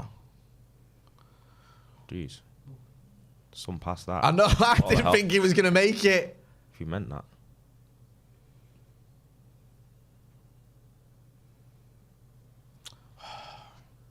He always wants to twerk his feet. I know, man. Oh, he scored as well. Got it! I got one! Go on! Okay, no. Absolute thank tactical God. masterclass by Erik. I need to see that again, like. Rashford has flicked a switch on That's him. what I mean, man. Seriously. Because he deserved that, because the first bit, the touch and sharpness, that was brilliant. Wan-Bissaka assist. There's an argument there, I think, for handball. Yeah. That can't be it will be, that will be ruled out because it's hit his arm. Yeah. But like, but the thing is, what about the penalty decision? Yeah. Yeah. That's look, he's done that. Twice, hasn't he? It's accidental, but because it's gone in, it's going to be goal. Yeah, they give it a bit. It happened at Goodison Park, didn't it? Because you can't actually score with your hand.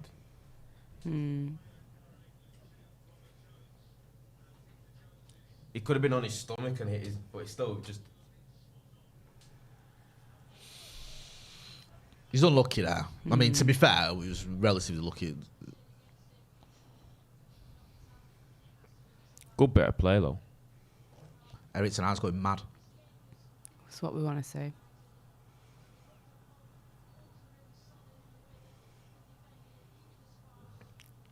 All right. What we'll say is Jose Sarr, mate. Good save.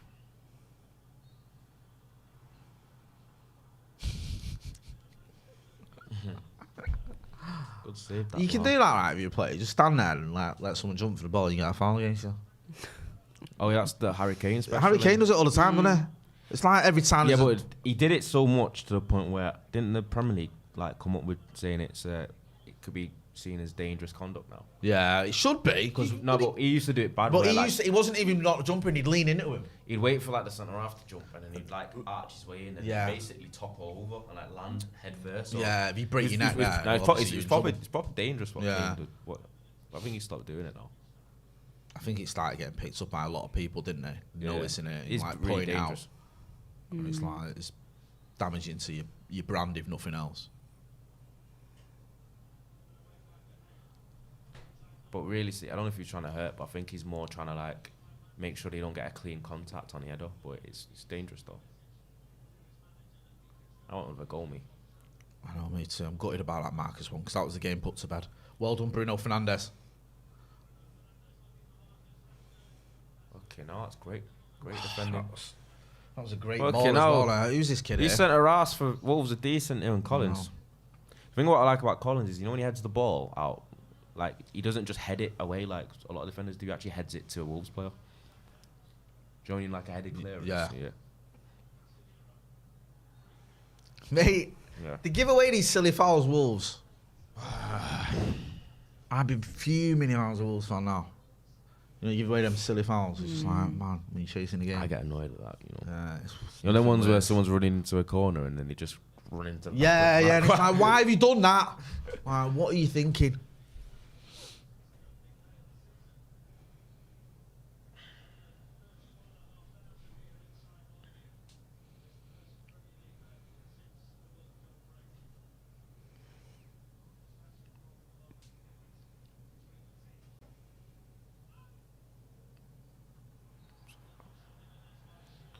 I think he knew what he was doing there, sure. It can't be put into the radar, this performance, so it's centre half. Luke Shaw? Yeah. Does that mean now, like, officially, Harry Maguire is like I'm trying to work this out. 5th choice centre back. I think so. This is the official crowning of that ranking for him. That is a tit thing to do. You're all right.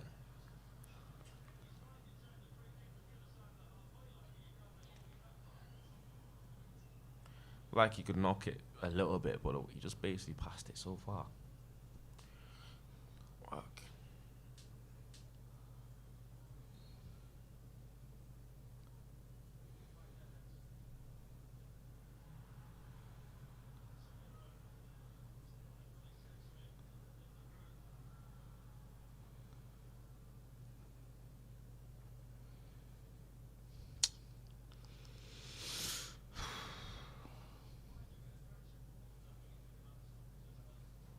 Probably gonna be at least 5 minutes. I think. Yeah, nah, I think no, there was the VAR. Yeah. There's been a load of subs, plus the goal. That result puts us 2 points ahead of Tottenham. If it stays like this, obviously. 1 point behind some Geordie team. And then 3 points behind City. But Right, come on, Donny. It's 3-on-2 here. Come on, Donny, make the right decision. I'm not sure about that. He picked the wrong. Donny picked the wrong pass. Yeah. Are we surprised though? Yeah, the pass. Yeah, the pass was Rashford.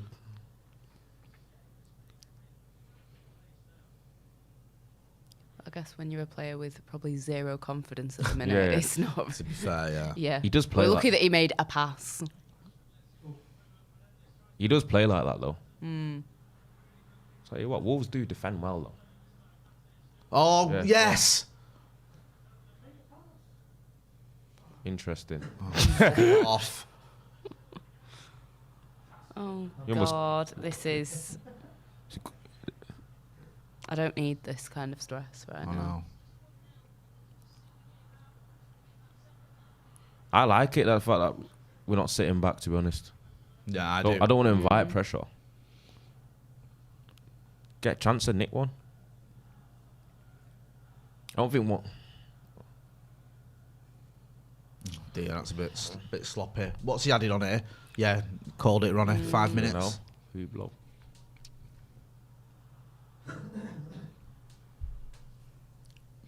I swear, he moans about everything, doesn't he, Lopetegui? He's got one of them faces though, hasn't he? Like a moaning face. Resting. No, not resting, moaning. Moaning, yeah, he's not resting. He's got a resting face. Yeah. He's proper His full face on. is expressive, but he looks like even if he's happy, he's complaining about something. Yeah. Probably thinks he could be happier. But get up, man. That was soft.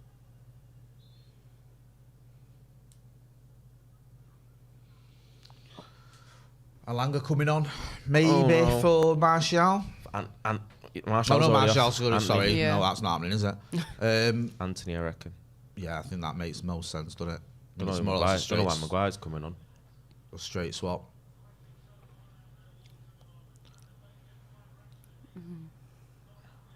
But I don't know where that. I don't know who Don't know got what to he that was ball thinking of. anyway. And the thing is, he had so much time. Could have kept going. See, I hope he missed the trick here a bit. And I knew that there's bare space on the counter, but the only one that's really got pace up there is Rashford. If you had the Langer as well, you've got even more. Oh man, he's made it too easy there.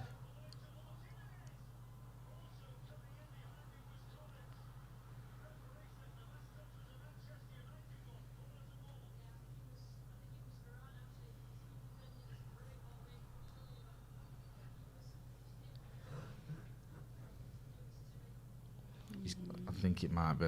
He's good at that, Yeah. Varane. Getting his napper on it. Making a substitution at corner. No, there's a reason why it's personnel-wise. It's Maguire. Ah, yeah. It's just That's the extra, one thing yeah. you think he'd be good at. I don't like this, mate. What? Giving him the armband for 2 minutes. I know, it's just dumb. Do you know what I mean? It's just stupid. But he's coming off. Is he coming off? Oh, That's fair no, enough. no, He we'll did it the allow other it. night, didn't he, against Forest? He just gave him the armband when he was come on. I was like, fuck off. Makes me sick him putting that on. Who? Maguire? Yeah. Why? I don't mind it if he's coming on for Bruno. I just don't like it when Bruno's still on the pitch and he gives it him. You just shouldn't be captain. When you've started, he's not starting. I just think it's stupid. You just shouldn't be gaffer, really. Who? Maguire? Have we gone three at the back then? Mate, I can't tell from this corner what the fuck we're doing. To be honest with you. You can work out our new formation. from Remember what I this said corner. earlier Fair as well? play to Remember you. what I said earlier? Yeah. About them not scoring a goal from a set piece yet. You should have kept that one to yourself. Oh, Our ball, that came off him. Nah, I didn't. Oh, fuck off. Oh no.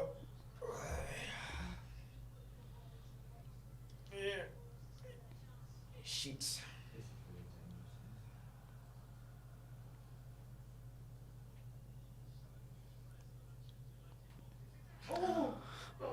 Oh my Fucking hell. god. This is just. Maguire tried to get on the score sheet as well. But yeah, I definitely have cursed it. Maguire trying to score there. Imagine if Maguire had just fucking bang that top bins there. Maguire the knee, Imagine he check, chests it, volley. volleys it into the top fucking corner. I think that literally would have been the last thing he ever did in a United shirt. He would have just been fucking, even though we can't make any subs, he would have just took him off Yeah. and sold him. Just played with 10 men. Yeah. Just been like, just get him off the pitch. Probably match fixing. Oh no. Head up. See, like a smart centre half would just knock that down to like the two players there, but he thought, let's see how far can I do. Fucking, I'll just keep the danger on. Yeah. Nah, Keep the pressure. keep it live. Yeah. I want an exciting 5 minutes whilst I'm on the pitch. Yeah. Go down, hold your Okay, head. no. Yes. Yes. Yes, I saw that. Look at him. He thought you moaning about, mate. He actually thinks he's in the top 4 race, Wills. I know.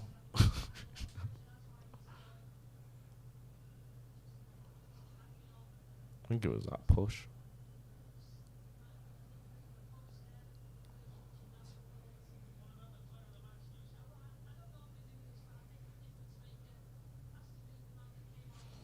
Marcus Rashford.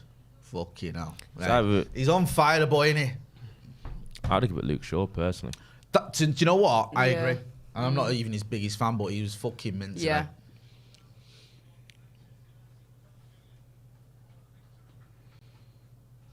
Yeah.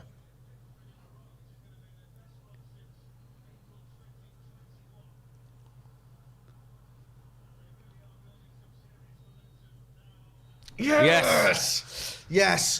Join us. We are going to have a 1-0. live review in a minute. We're going to have a live review.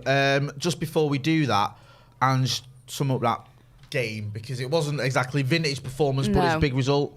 Yeah, a frustrating one for quite a couple of reasons. But at the end of the day, you know, the job got done, whether we like the way it got done or not, you know, obviously up for debate. But just happy to see that Marcus Rashford did come on. And, you know, I know one of his goals got disallowed, but, you know, just for him and his momentum, him getting a goal, I can't complain about that. No, Ronnie, what did you make of it? I thought it was the type of result that we would have lost probably last season. Yeah. But we've grinded it out. 1-0, 3 points. Wasn't a perfect performance by any means. And we move on. We just need to make sure that these are the type of games where we are collecting 3 points. So it gives us a little bit more of a stab in the dark when we are playing the fellow big teams. Takes the pressure off a little bit. Yeah, I know what you mean. It's like, listen, you know, it's always a difficult game at Wolves. They are a good team under Lopetegui. I know they've had a great season, but they've been playing well under him. They've got some good players. They're not easy to beat. And you look at it and you think that could have been a bit of a banana skin. But what I like about this is Erik Ten Hag has stuck to his guns in terms of chopping Rashford, because he's broke like whatever rules he's broke, and he's still come out on top as well. It's like he just knows what he's doing. Do you know what I mean? We need to like just trust in him, don't we? Like, you know, you can argue you've had a bit of rubber to green with certain things or whatever, but you know, on another day we could have had 2 or 3 goals there, couldn't we? Yep. Do you know what I mean? Like the Marcus one was at his arm. It's not like he's got much of an advantage from that. It's just literally hits his arm down by the side of him. There was that one earlier on as well, wasn't you, with the penalty shot? Yeah, I think that will probably go on the radar because we've won 1-0, but if we did draw 0-0, that would have been a dodgy one, because it did look like handball to me. You said Luke Shaw was your man of the match. Yeah. Would you agree with that? I would probably agree. I think also, you know, shout out to Wan-Bissaka for another game of being, you know, not horrendous. Wow. But, do you know what? Talk about damning with faint praise. Yeah. Shout out to Wan-Bissaka for not being shit. Yeah. Yeah, I mean, it was another good performance. You need to work on complimenting people, because I know, but no, Luke Shaw for me, 100%. And well done, Wan-Bissaka. Is Luke Shaw being good, or does Luke Shaw just get a well done for not being terrible? He just gets a nod of approval from me. Yeah, I think, you know, Luke Shaw, what was it you kept calling him? Shaldini? Shaldini. Is that his new nickname? Shaldini, yeah. Shaldini. Right, they're interviewing him, actually, and he can explain to him why he's been robbed of the Man of the Match award for Marcus Rashford's cameo. But to be fair, Marcus gets his goal. Good to see him. I think there's 6 Premier League goals now for him. I want to say 10 goals all season for Manchester United. Yeah, 10 goals. Yeah, 10 goals all season for Manchester United. 13 if you want to count what he's done for Liverpool. Liverpool, England. Jesus Sorry, I Christ. just read something then. No, that'll be a cold day if that happens. Yeah, so Rashford's doing well. United go into 2023 on the back of another win, a big win at Molineux. Stick around for the review. We're going to have a review now. We're going to go over the game.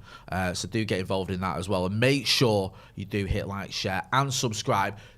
And just to round up, where can people find you? People can find me on the TalkSport Edge app, and as always, my name's Angelina Kelly. Not that many people with that name, so if you want to find me on socials, then Does knock anyone yourself else out. have that name on socials? Some girl who was like some Broadway child star or something. Really? There was one called Angelina Kelly, yeah, but I don't think she's that active on her socials. Right, so. okay. Is there any other Ronaldo Browns on their social media? There actually is. Fuck off. Yeah, Really? Yeah. What? He's a footballer. Is it not just you with another account that you forgot about? Yeah. He plays football in America. Does that? And he's about Sounds like quite an American couple name. years younger than me. Ronaldo Brown. Do you reckon? Yeah. Never heard that one before. No, People it's- usually ask me if I'm Brazilian. Sometimes I say yeah. No, I can imagine like American. Depends how I'm feeling. Did they not test that theory? They're going, okay, you speak Portuguese then? And you go, Nah, no. I just say nah, but I understand it. Right, go and check Angelina out on her socials. Go and check Ronaldo Brown _90. He's got it on his. You can see he's giving you a little bit of visual aid there.